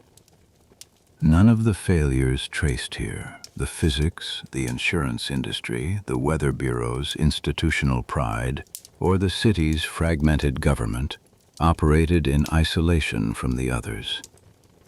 Each one made the next one more consequential, and together they turned a hurricane that Cuban forecasters had tracked accurately for days into a catastrophe that arrived, for most of Galveston, with almost no meaningful warning at all. Correcting any single one of these failures in isolation, better physics alone, or a stronger city government alone, or an insurance industry that priced flood risk correctly, might have reduced the death toll without preventing the disaster entirely. Galveston's recovery, beginning within days of the storm and accelerating over the following several years, would not settle for correcting just one of these failures. The city that emerged from the ruins would, in the space of less than a decade, rebuild its government, its physical elevation, and its coastline defenses simultaneously, treating the storm not as a single event to mourn, but as a diagnosis to act on point by point. What happened next was not simply recovery. It was a systematic reckoning with every one of these failures, one at a time, carried out by a city that had no intention of being caught this unprepared again.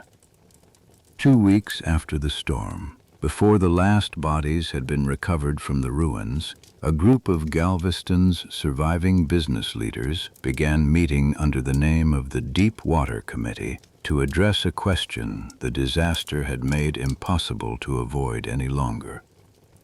Their conclusion was direct. The city's existing government, a mayor working alongside 12 aldermen, elected ward by ward, had proven itself structurally unable to act with the speed and coordination the storm had demanded, and rebuilding under the same structure risked repeating the same failure the next time a major storm approached. The committee proposed replacing this system entirely with a small governing commission, a mayor-president together with 4 commissioners, each individually responsible for one division of city government: finance and revenue, police and fire, waterworks and sewerage, and streets and public improvements. This division of labor meant that decisions requiring immediate action, ordering repairs to a damaged section of seawall, approving emergency contracts for debris removal, coordinating with outside relief organizations, could be made by a single accountable official rather than requiring a majority vote among a dozen aldermen, each weighing the interests of their own separate ward first. Because Texas law in 1900 required any change to a city charter to be approved by the state legislature, the committee bypassed Galveston's own aldermen and appealed directly to Austin, requesting that the governor be granted authority to appoint the new commission outright. Alongside the request for a new government structure, the committee also asked the state to exempt Galveston from state and county taxes for 2 years and to allow the city's existing bonded debt to be refinanced at a lower interest rate, recognizing that a city with no tax base left to speak of, its commercial district in ruins, and roughly a quarter of its population homeless, could not simply rebuild on the same financial terms it had operated under before the storm. The legislature granted both requests, giving the new commission not only a more centralized structure for making decisions, but also the financial breathing room needed to act on them.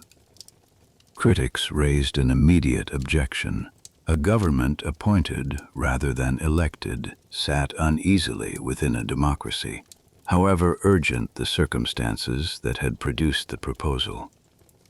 The legislature compromised, approving a charter under which 2 of the 5 commission seats would be elected and 3 appointed by the governor, a hybrid arrangement that took effect in 1901 and gave Galveston, within a year of the storm, an entirely new form of municipal government.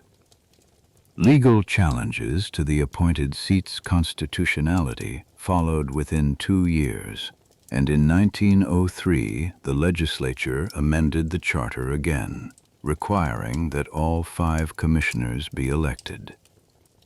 The change satisfied critics without undoing the structural centralization the Deep Water Committee had originally sought, since even a fully elected commission still concentrated executive authority in 5 individuals, rather than distributing it across a dozen ward representatives, preserving the core advantage that had made the new structure so much faster to act than the government it replaced.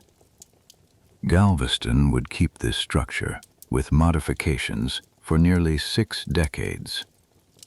News of the new commission's rapid, coordinated rebuilding effort spread well beyond Texas within a few years, carried by newspaper coverage of a city that had gone from the deadliest disaster in the nation's history to a functioning, actively defended port in a remarkably short span of time.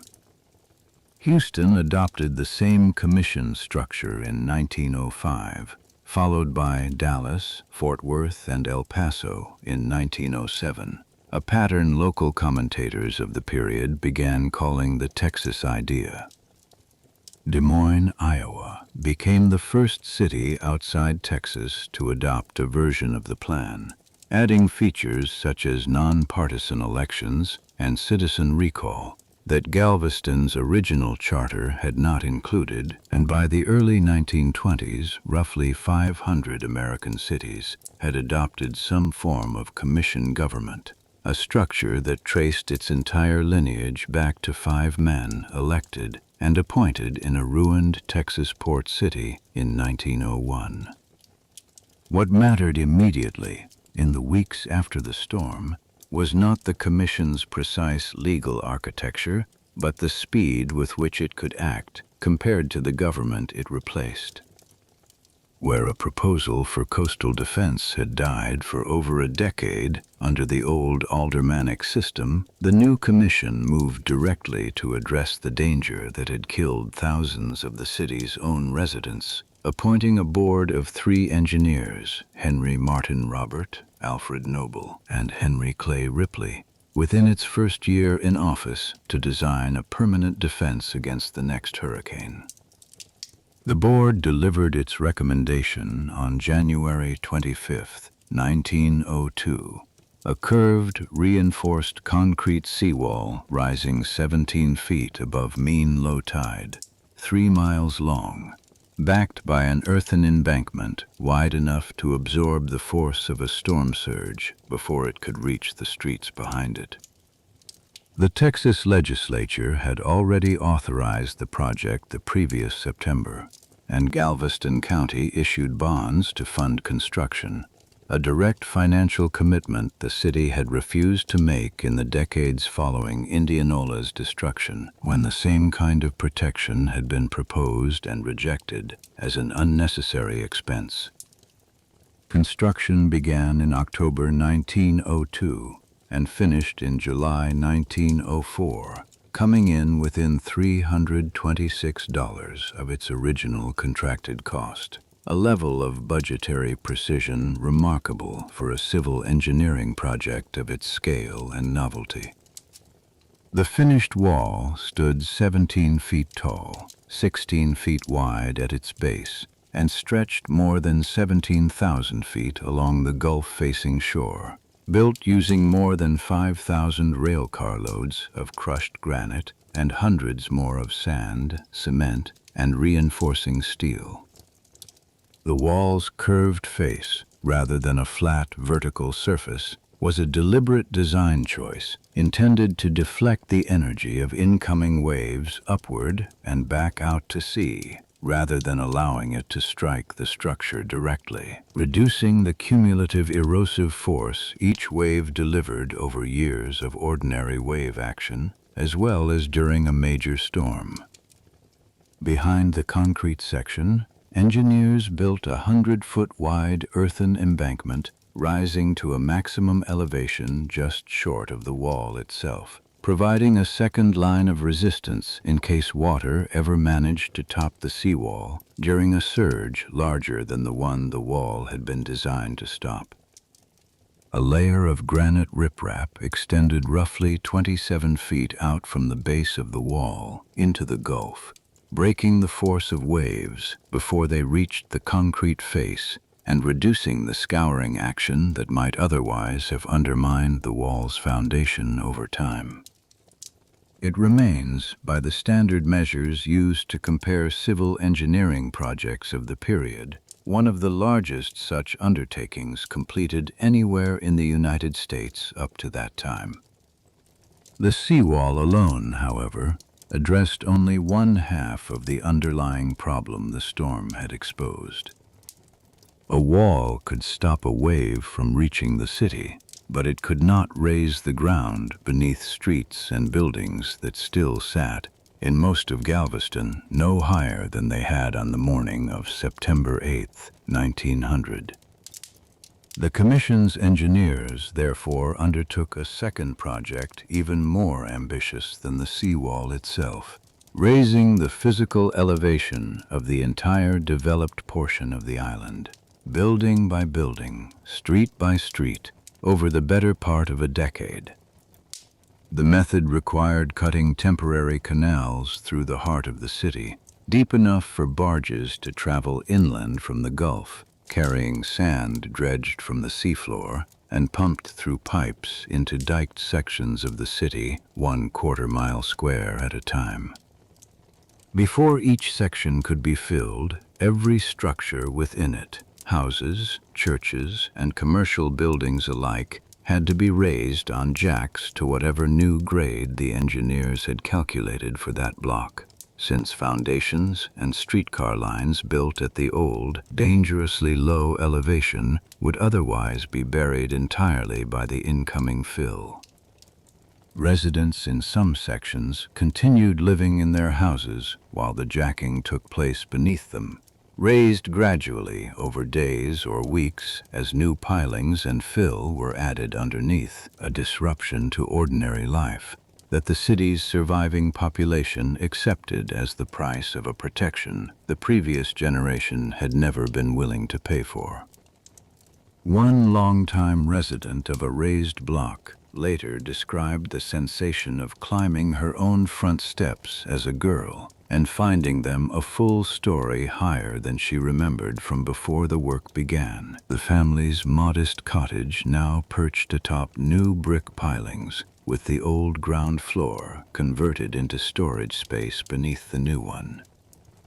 At St. Patrick's Catholic Church, one of the larger masonry structures included in the project, workers raised the entire building roughly 5 feet on jacks over a period during which the congregation continued holding regular services inside, a detail that circulated afterward as a specific illustration of how thoroughly the grade-raising project had woven itself into the ordinary rhythm of the city's daily life, rather than existing as some separate, disruptive undertaking outside it. Other structures too large or too structurally fragile to move intact were demolished and rebuilt at the new grade instead, a decision made individually for each building based on engineering assessments the Commission's Public Works Division carried out block by block. A grocer whose storefront sat on one of the sections scheduled for demolition, rather than lifting, relocated his business twice in 3 years, first into a temporary wooden structure while his original lot was filled and regraded, then back into a new building constructed at the raised elevation once the block was ready, absorbing the disruption as simply the price of remaining in business on the same street his father had opened a shop on decades earlier. By the time the grade raising finished in 1910, roughly 500 city blocks had been lifted, some by only a few inches and others by more than 16 feet, using over 16 million cubic yards of dredged sand pumped in from Galveston Bay and the Gulf floor. The new elevation sloped downward from 22 feet at the seawall to roughly 8 feet at the bay side of the island, a deliberate gradient designed to let stormwater and, crucially, the sewage system that had never drained properly on the old flat grade, run off toward the bay instead of pooling in the streets. The entire undertaking, seawall and grade raising together, is still counted among the largest civil engineering projects completed in the United States, executed by a city that a decade earlier had rejected a far smaller and far cheaper seawall as an unnecessary expense. The test of whether any of this had actually worked came without much delay. An earlier hurricane in September 1909 passed close enough to Galveston to give the newly finished seawall its first real trial, and while the storm caused some damage to the riprap protecting the base of the wall, the structure itself held, and the city behind it suffered comparatively minor losses.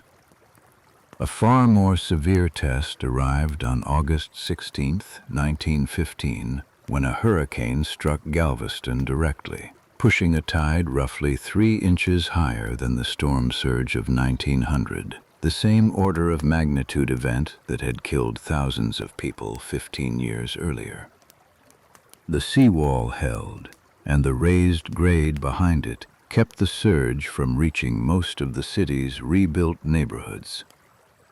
11 people died within the city limits in 1915, a death toll that, measured against the 6,000 to 12,000 of 1900, offered the clearest possible evidence of what a seawall, a raised grade, and a government capable of building both had actually accomplished.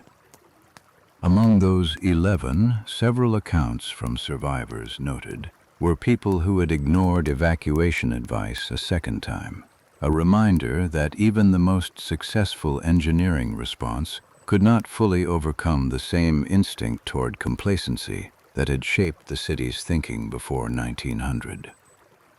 The wall required only modest repairs afterward, mostly to the riprap and embankment rather than to the concrete structure itself, a level of resilience that confirmed the engineering board's original design had been sound. While Galveston rebuilt its physical defenses, the storm was reshaping the region's economic geography in a way no seawall could reverse. 50 miles inland, Houston had spent decades trying, with limited success, to secure federal funding for a deep-water shipping channel connecting the city directly to the Gulf, bypassing Galveston's harbor entirely. The idea itself was not new in 1900, having been proposed as early as the 1870s by local merchants eager to move Houston's freight to the sea without paying Galveston's harbor fees or depending on its docks, but Congress had repeatedly declined to fund the dredging at a scale that would make the channel usable by large ocean-going vessels.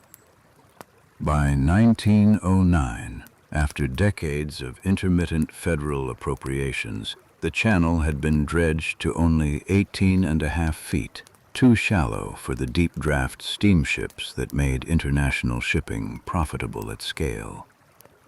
The 1900 disaster gave Houston's civic leaders an argument they had never had before: a deep-water port built inland, protected from direct ocean exposure by miles of bay and bayou, offered a level of physical security that no amount of engineering could fully replicate on a barrier island sitting in the open Gulf.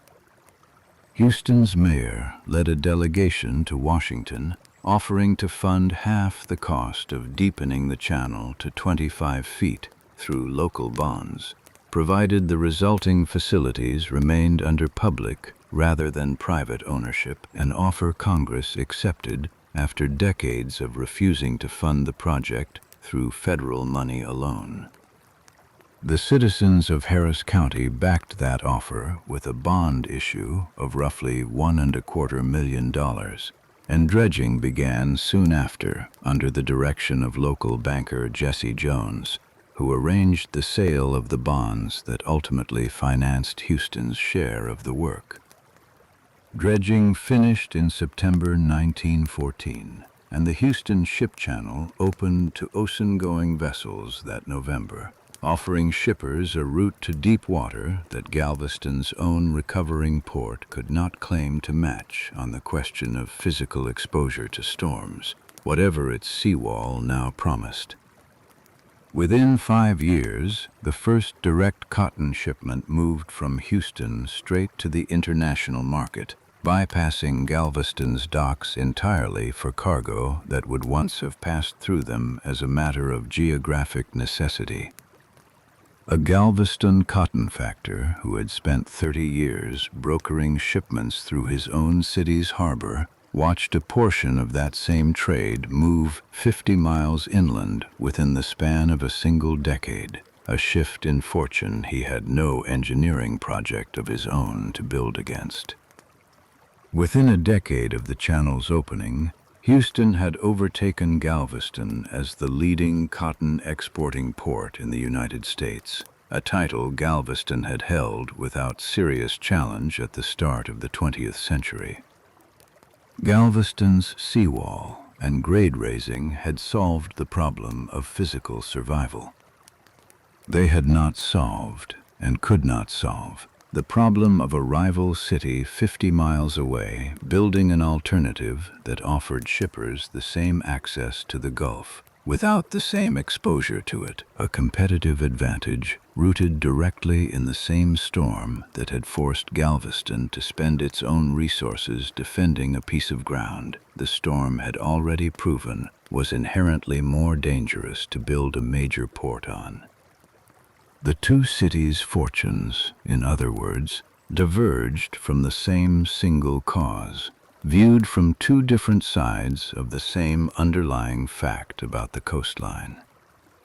Galveston had to spend 2 decades and a substantial share of its own tax base simply restoring the safety its location had never actually guaranteed, while Houston used the same disaster as evidence for why an inland port deserved federal investment it had been unable to secure through 50 years of asking on its own. By the 1920s, Galveston remained a functioning, protected, and prosperous city, but it was no longer the unrivaled commercial center of the Texas Gulf Coast it had been in the final years of the 19th century, a shift in status that traced back, with unusual directness, to a single afternoon in September 1900. Isaac Klein's own path after the storm ran along a quieter, more solitary version of the same pattern, an individual response to institutional failure that mirrored, on a smaller scale, everything the city itself was doing. In 1901, Klein relocated to New Orleans to take charge of the Weather Bureau's newly organized Gulf District, a posting that placed him at the center of the agency's regional hurricane forecasting operations rather than at a single local station. Willis Moore arranged the move without significant public announcement, and the transfer arrived with no clear explanation attached to it, leaving Klein and several of his colleagues to read it privately as Moore's way of relocating an official whose direct, independent action during the storm, warning residents without formal authorization, raising the hurricane flags without prior clearance from Washington, had drawn a degree of public attention Moore's own centralized command structure was not built to accommodate. Whatever Moore's motivation, the reassignment placed Klein in a position with considerably more scope for the kind of research his own earlier misjudgment had made necessary. Over the following 24 years, Klein charted and analyzed data from 16 separate cyclones affecting the Gulf Coast, building a body of observational research grounded in the same physical evidence: storm surge behavior, barometric pressure patterns, and wind shifts ahead of a storm's arrival, that his own 1891 assessment had misjudged so completely. His method departed from the broad, largely theoretical approach that had shaped his earlier thinking, relying instead on close comparison of minimum air pressure and wind shift data recorded at multiple stations positioned ahead of and alongside an approaching storm, allowing him to plot a cyclone's probable track with a precision the Bureau's methods in 1900 had not come close to achieving. That research culminated in 1926 with the publication of Tropical Cyclones, a technical study that would be used as a working reference by meteorologists studying hurricanes for years afterward. A man whose public misjudgment had helped leave an entire city unprepared for the deadliest storm in the nation's history, spent the second half of his career building the exact body of knowledge that misjudgment had been missing. Klein continued working for the Weather Bureau for more than 50 years in total, eventually becoming, in the assessment of colleagues who worked alongside him in New Orleans, one of the most widely respected authorities on tropical cyclones anywhere in the country, a reputation built entirely on the research that followed his single greatest professional failure, rather than on anything that preceded it. None of this, the commission government, the seawall, the grade raising, Klein's research, or Houston's ship channel, undid what had already happened on September 8th, 1900. Each of them was, in its own specific way, a direct and traceable response to a single failure the storm had exposed, built by people who had lived through the consequence of not having built it sooner. Taken individually, none of these responses looked like the kind of history that continues shaping the present. Taken together, they form a thread that runs from a single ruined city in 1901 to institutions, practices, and assumptions still very much in use today. The commission government Galveston, adopted in 1901, did not remain the dominant model of American municipal governance forever. Over the following decades, many of the cities that had adopted it, including Galveston itself in 1960, moved instead toward a council-manager structure, in which elected officials set policy while a professionally trained administrator handles day-to-day operations, a refinement of the same basic idea the Deep Water Committee had first proposed.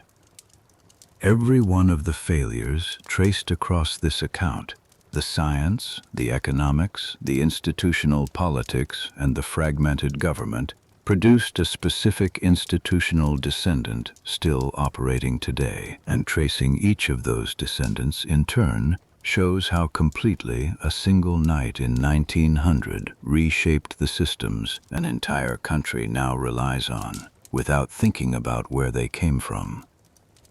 The underlying principle Galveston established, that a city needed a small, clearly accountable executive structure capable of acting decisively, rather than a large body of ward representatives balancing local interests against each other, survived the specific commission model's decline and became one of the foundational assumptions behind nearly every major reform of American local government in the 20th century. A handful of cities, including Portland, Oregon, still operate under a direct descendant of the structure Galveston invented, electing commissioners who each answer for a specific department of city government, a living, functioning link between a decision made by a handful of grieving businessmen in 1901 and the way a major American city governs itself today. Most cities that once adopted the commission model eventually moved away from it, for reasons that had little to do with Galveston's original crisis and everything to do with problems the model itself introduced once ordinary peacetime governance resumed. Blending legislative and executive authority in the same small body, useful for a city needing to act fast in an emergency, proved less useful for the slower, more deliberative work of ordinary budgeting and policy disagreement, and by the middle of the 20th century, most commission cities had shifted to the council-manager system instead, keeping elected officials focused on policy, while a professionally trained administrator ran daily operations. Even in that later shift, the core lesson Galveston's disaster had taught, that concentrated, accountable executive authority serves a city better than a large body of ward representatives with no single office capable of acting under pressure, survived largely intact, carried forward into a different administrative form, rather than abandoned outright. The scientific gap Isaac Klein's 1891 assessment had failed to close. The specific relationship between a shallow coastal shelf and the height of a storm surge took longer to translate into formal institutions, but it eventually became one of the settled foundations of American hurricane science. The Weather Bureau's successor agencies spent decades after 1900 building the research capacity that Klein himself had lacked, culminating in 1955 with the federal government's formation of the National Hurricane Research Project, based first in West Palm Beach and later in Miami, tasked specifically with understanding the physical mechanics of hurricanes well enough to forecast their behavior with real precision. The project's formation followed a punishing 1954 hurricane season that had again exposed how much remained unknown about how these storms formed, intensified, and moved, a gap in scientific understanding that, more than 50 years after Galveston, was still costing American lives and property on a scale the federal government could no longer treat as an acceptable cost of doing business along the coast. Researchers attached to the project flew directly into hurricanes aboard modified military aircraft, gathering pressure, wind, and temperature data from inside storms that Klein, in 1900, had been able to observe only from a rooftop anemometer and a rapidly falling barometer. That research program evolved into today's National Hurricane Center, the agency responsible for tracking every tropical system approaching the United States and issuing the warnings that determine when coastal communities evacuate. Modern hurricane forecasters model storm surge using detailed computer simulations that account for a coastline's exact underwater slope, its shape, and the specific angle at which a storm is expected to make landfall. The precise physical relationship Isaac Klein's 1891 argument had gotten backward, using nothing more than a general impression of Galveston's offshore depth.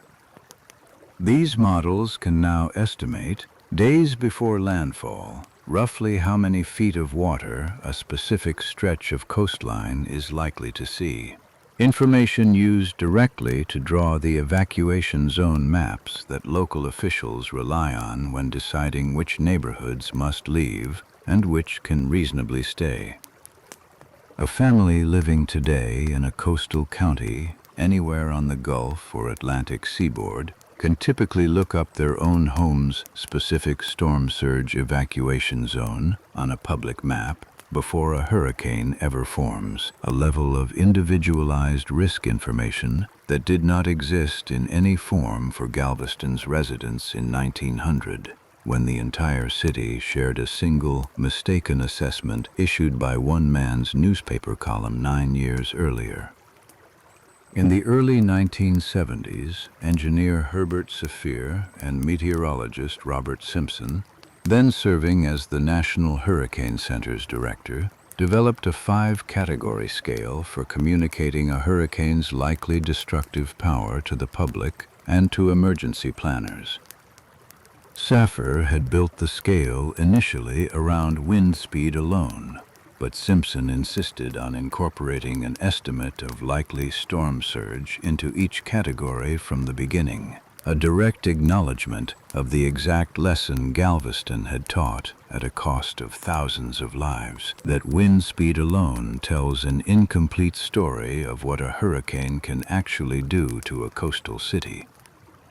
Every time a modern forecaster or news broadcast describes an approaching storm as a Category 3 or a Category 4, the classification carries within it the specific correction to Isaac Klein's error, the recognition that surge, not wind, is usually the deadliest part of a hurricane, a recognition that took the deaths of thousands of people in a single Texas city to fully establish. Evacuation orders issued by modern coastal officials are typically framed around storm surge risk specifically, urging residents in surge-vulnerable zones to leave regardless of a storm's wind category, a framing built directly on the corrected understanding of hurricane danger that Galveston's disaster forced into existence, replacing the wind-centered assumptions Klein had once published as settled fact. The specific error Klein made in 1891, treating a shallow coastal shelf as protection rather than as amplification, is now taught as a standard cautionary example in introductory hurricane science, a century-old misjudgment still doing useful work by teaching new generations of meteorologists exactly the mistake not to make. The insurance gap that had left Galveston's property owners almost entirely uncovered against flood and storm surge losses in 1900 persisted for nearly 70 more years before the federal government finally addressed it directly. Private insurers had briefly experimented with flood coverage in the decades around the turn of the century, but catastrophic losses from Mississippi River flooding in 1927 convinced most of the industry that flood risk simply could not be priced profitably at any premium a typical homeowner could afford. And private companies withdrew from the market almost entirely for the following 4 decades. Proposals to create some form of federal flood insurance surfaced repeatedly in Washington during those decades, discussed under President Truman after floods struck his home state of Missouri, and again under President Eisenhower. But each attempt stalled before becoming law, leaving flood victims dependent on ad hoc disaster relief legislation passed after each new catastrophe, rather than any standing system of coverage. Homeowners in flood-prone areas, coastal and inland alike, were left in much the same position Galveston's residents had occupied in 1900, exposed to a catastrophic risk that no private company would insure and that only direct government assistance could address after the fact. Congress finally created the National Flood Insurance Program in 1968. Establishing a federally backed system for pricing and covering flood risk that private markets had failed to solve on their own, alongside a requirement that participating communities adopt and enforce floodplain building standards as a condition of coverage. Those building standards, requiring structures in mapped flood zones to be elevated above a calculated base flood elevation, function as a modern, standardized, nationwide version of exactly the lesson Galveston's engineers learned by hand in 1904, that a building's survival in a storm surge depends directly on how far above the water it stands, not simply on how well its walls resist wind. Coastal counties across the United States today maintain flood maps dividing their territory into numbered zones, each carrying its own required minimum elevation for new construction. Maps built from the same underlying science, the relationship between coastal slope, storm intensity, and surge height. That Klein's 1891 argument had inverted, and that a century of subsequent hurricanes forced meteorologists to correct one storm at a time. A homeowner filling out a flood insurance elevation certificate today, listing the exact height of their foundation above a calculated flood level, is completing a form built on principles that trace in an unbroken line back to the same barges pumping sand into diked city blocks in Galveston more than a century earlier. A buyer closing on a coastal property today, reviewing that same elevation certificate alongside a flood insurance quote, is participating in a system that exists specifically because the market Galveston's homeowners relied on in 1900 proved unable to price the exact risk that ultimately destroyed their city. Modern coastal building codes go further still, often requiring new construction in high-risk zones to sit on pilings well above ground level, allowing storm surge to pass beneath the structure rather than against its walls, a design principle Galveston's own engineers arrived at indirectly by raising the ground itself rather than the buildings individually, but aimed at exactly the same underlying goal of keeping living space above the water a storm was capable of pushing inland. None of these institutions, the modern storm surge science, the National Flood Insurance Program, the elevation standards written into local building codes, has made hurricanes survivable in every case.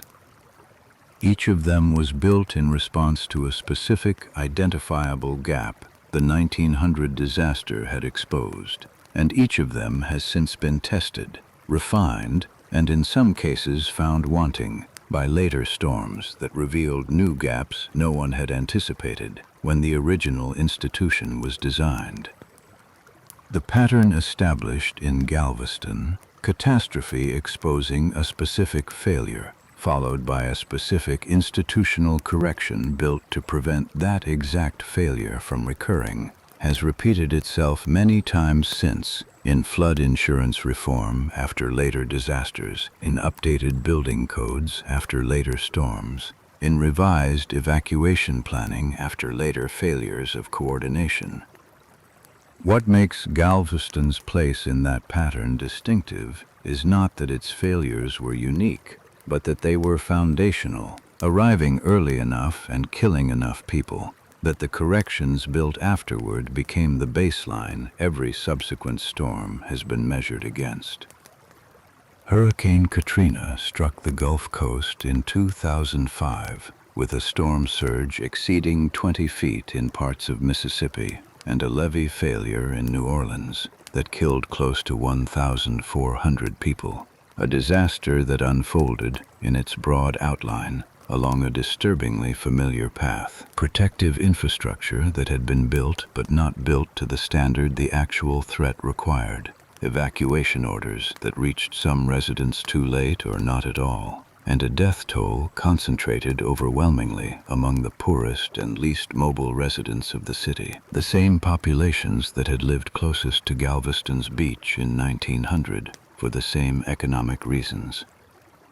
New Orleans's levee system, like Galveston's seawall a century earlier, had been engineered to withstand a specific, calculated threat, and like Galveston's seawall, it failed when the actual storm exceeded the assumptions built into its design, a reminder that engineering solutions to natural hazards only protect against the scenario they were designed for, not against every scenario that might eventually occur.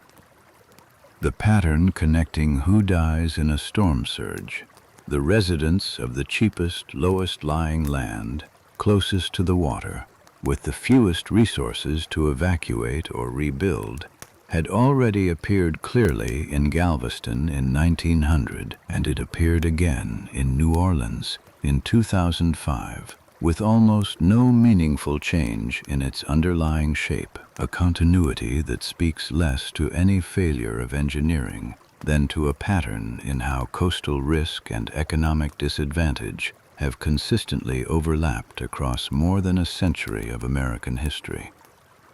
Hurricane Harvey, striking the Texas coast in 2017, caused catastrophic flooding not primarily through storm surge, but through record rainfall over the Houston area, the same city whose deepwater channel had drawn commercial shipping away from Galveston a century earlier, a reminder that the specific hazard modern engineering has learned to defend against is never the only hazard a coastal region will eventually face.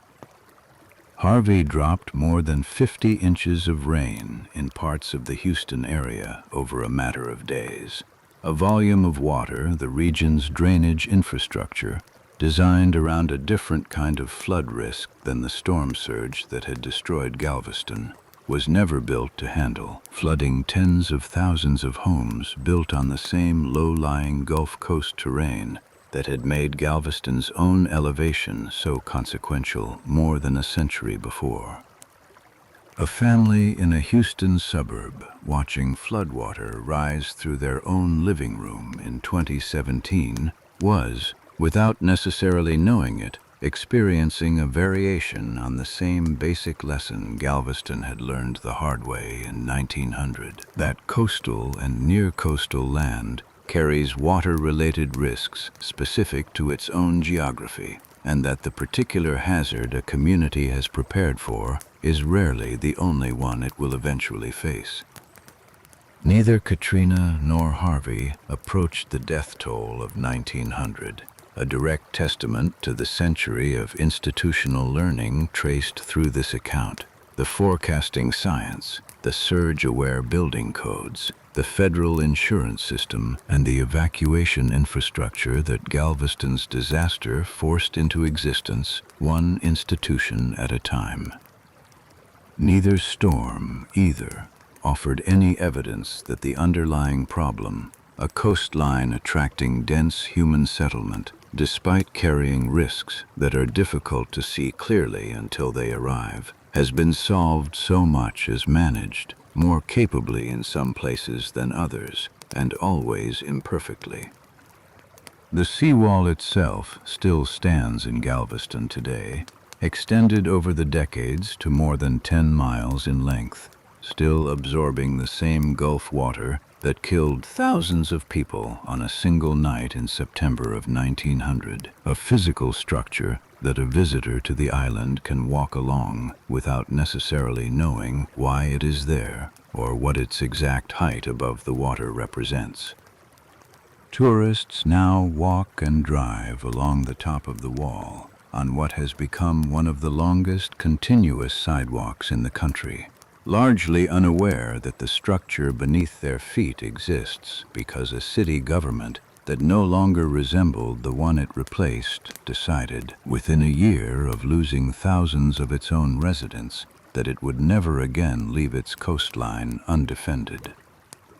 A family visiting Galveston's beaches today, renting a room within sight of the same stretch of Gulf that erased entire neighborhoods in a single night, is standing on ground that was quite literally built up by hand, one dredged block at a time, by people responding to a catastrophe most modern visitors have never heard of. The city built behind it sits, in most places, several feet higher than it did before the grade-raising project, a fact invisible to anyone walking its streets today, but built, quite literally, into the ground beneath their feet. A hurricane approaching the Texas coast today is tracked by satellites, modeled by supercomputers, and classified on a scale that owes its most important feature, the inclusion of storm surge alongside wind, to a correction written into hurricane science, because one meteorologist's confident 1891 argument turned out to be backward. A flood insurance policy purchased anywhere in the United States today exists, because the private market that failed Galveston's homeowners in 1900 went on failing flood victims for another 68 years before the federal government finally stepped in to do what the market alone would not. Every one of these systems, imperfect and incomplete as each of them remains, exists because a specific group of people looked directly at a specific failure and refused to let it stand uncorrected, a choice that was never guaranteed and that later generations have had to keep making, storm after storm, for more than 100 years since.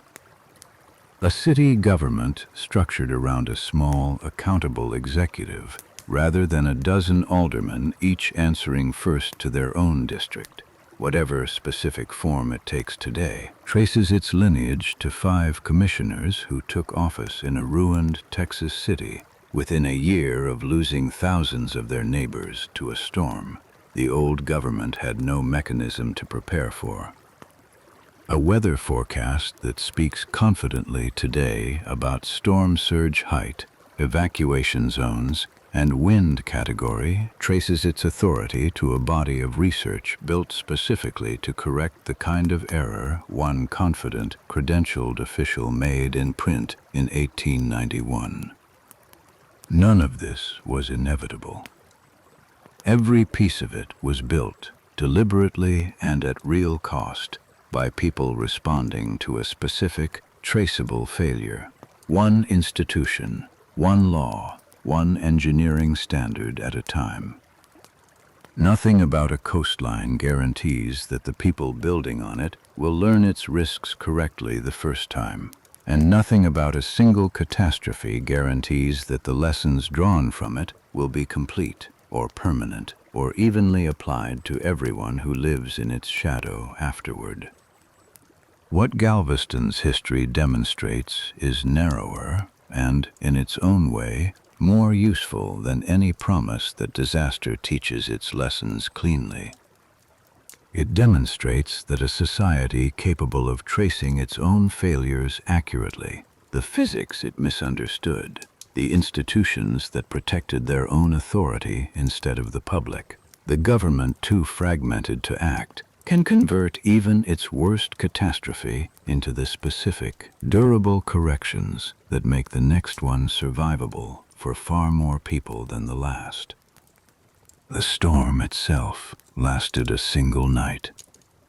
Its consequences did not end with the water receding, or with the last body recovered in February of the following year, or even with the seawall's completion 4 years after the storm. They are still being built on, corrected, and occasionally forgotten, more than a century later in a system of hurricane warnings, flood maps, insurance requirements, and building codes that most people encounter without ever learning where any of it came from. That is, in the end, what this account is traced. Not simply a storm, and not simply a tragedy, but the long, uneven process by which a single catastrophic night became the reason an entire country slowly, imperfectly learned to take a specific kind of danger seriously. The night is long over. What it left behind is not. This has been Quiet History at Bedtime. If tonight's story held your attention the way we hope it did, tapping subscribe, leaving a like, or switching on notifications helps more listeners come across this channel. Thank you for listening and for letting this play through to the end. Good night and sleep well.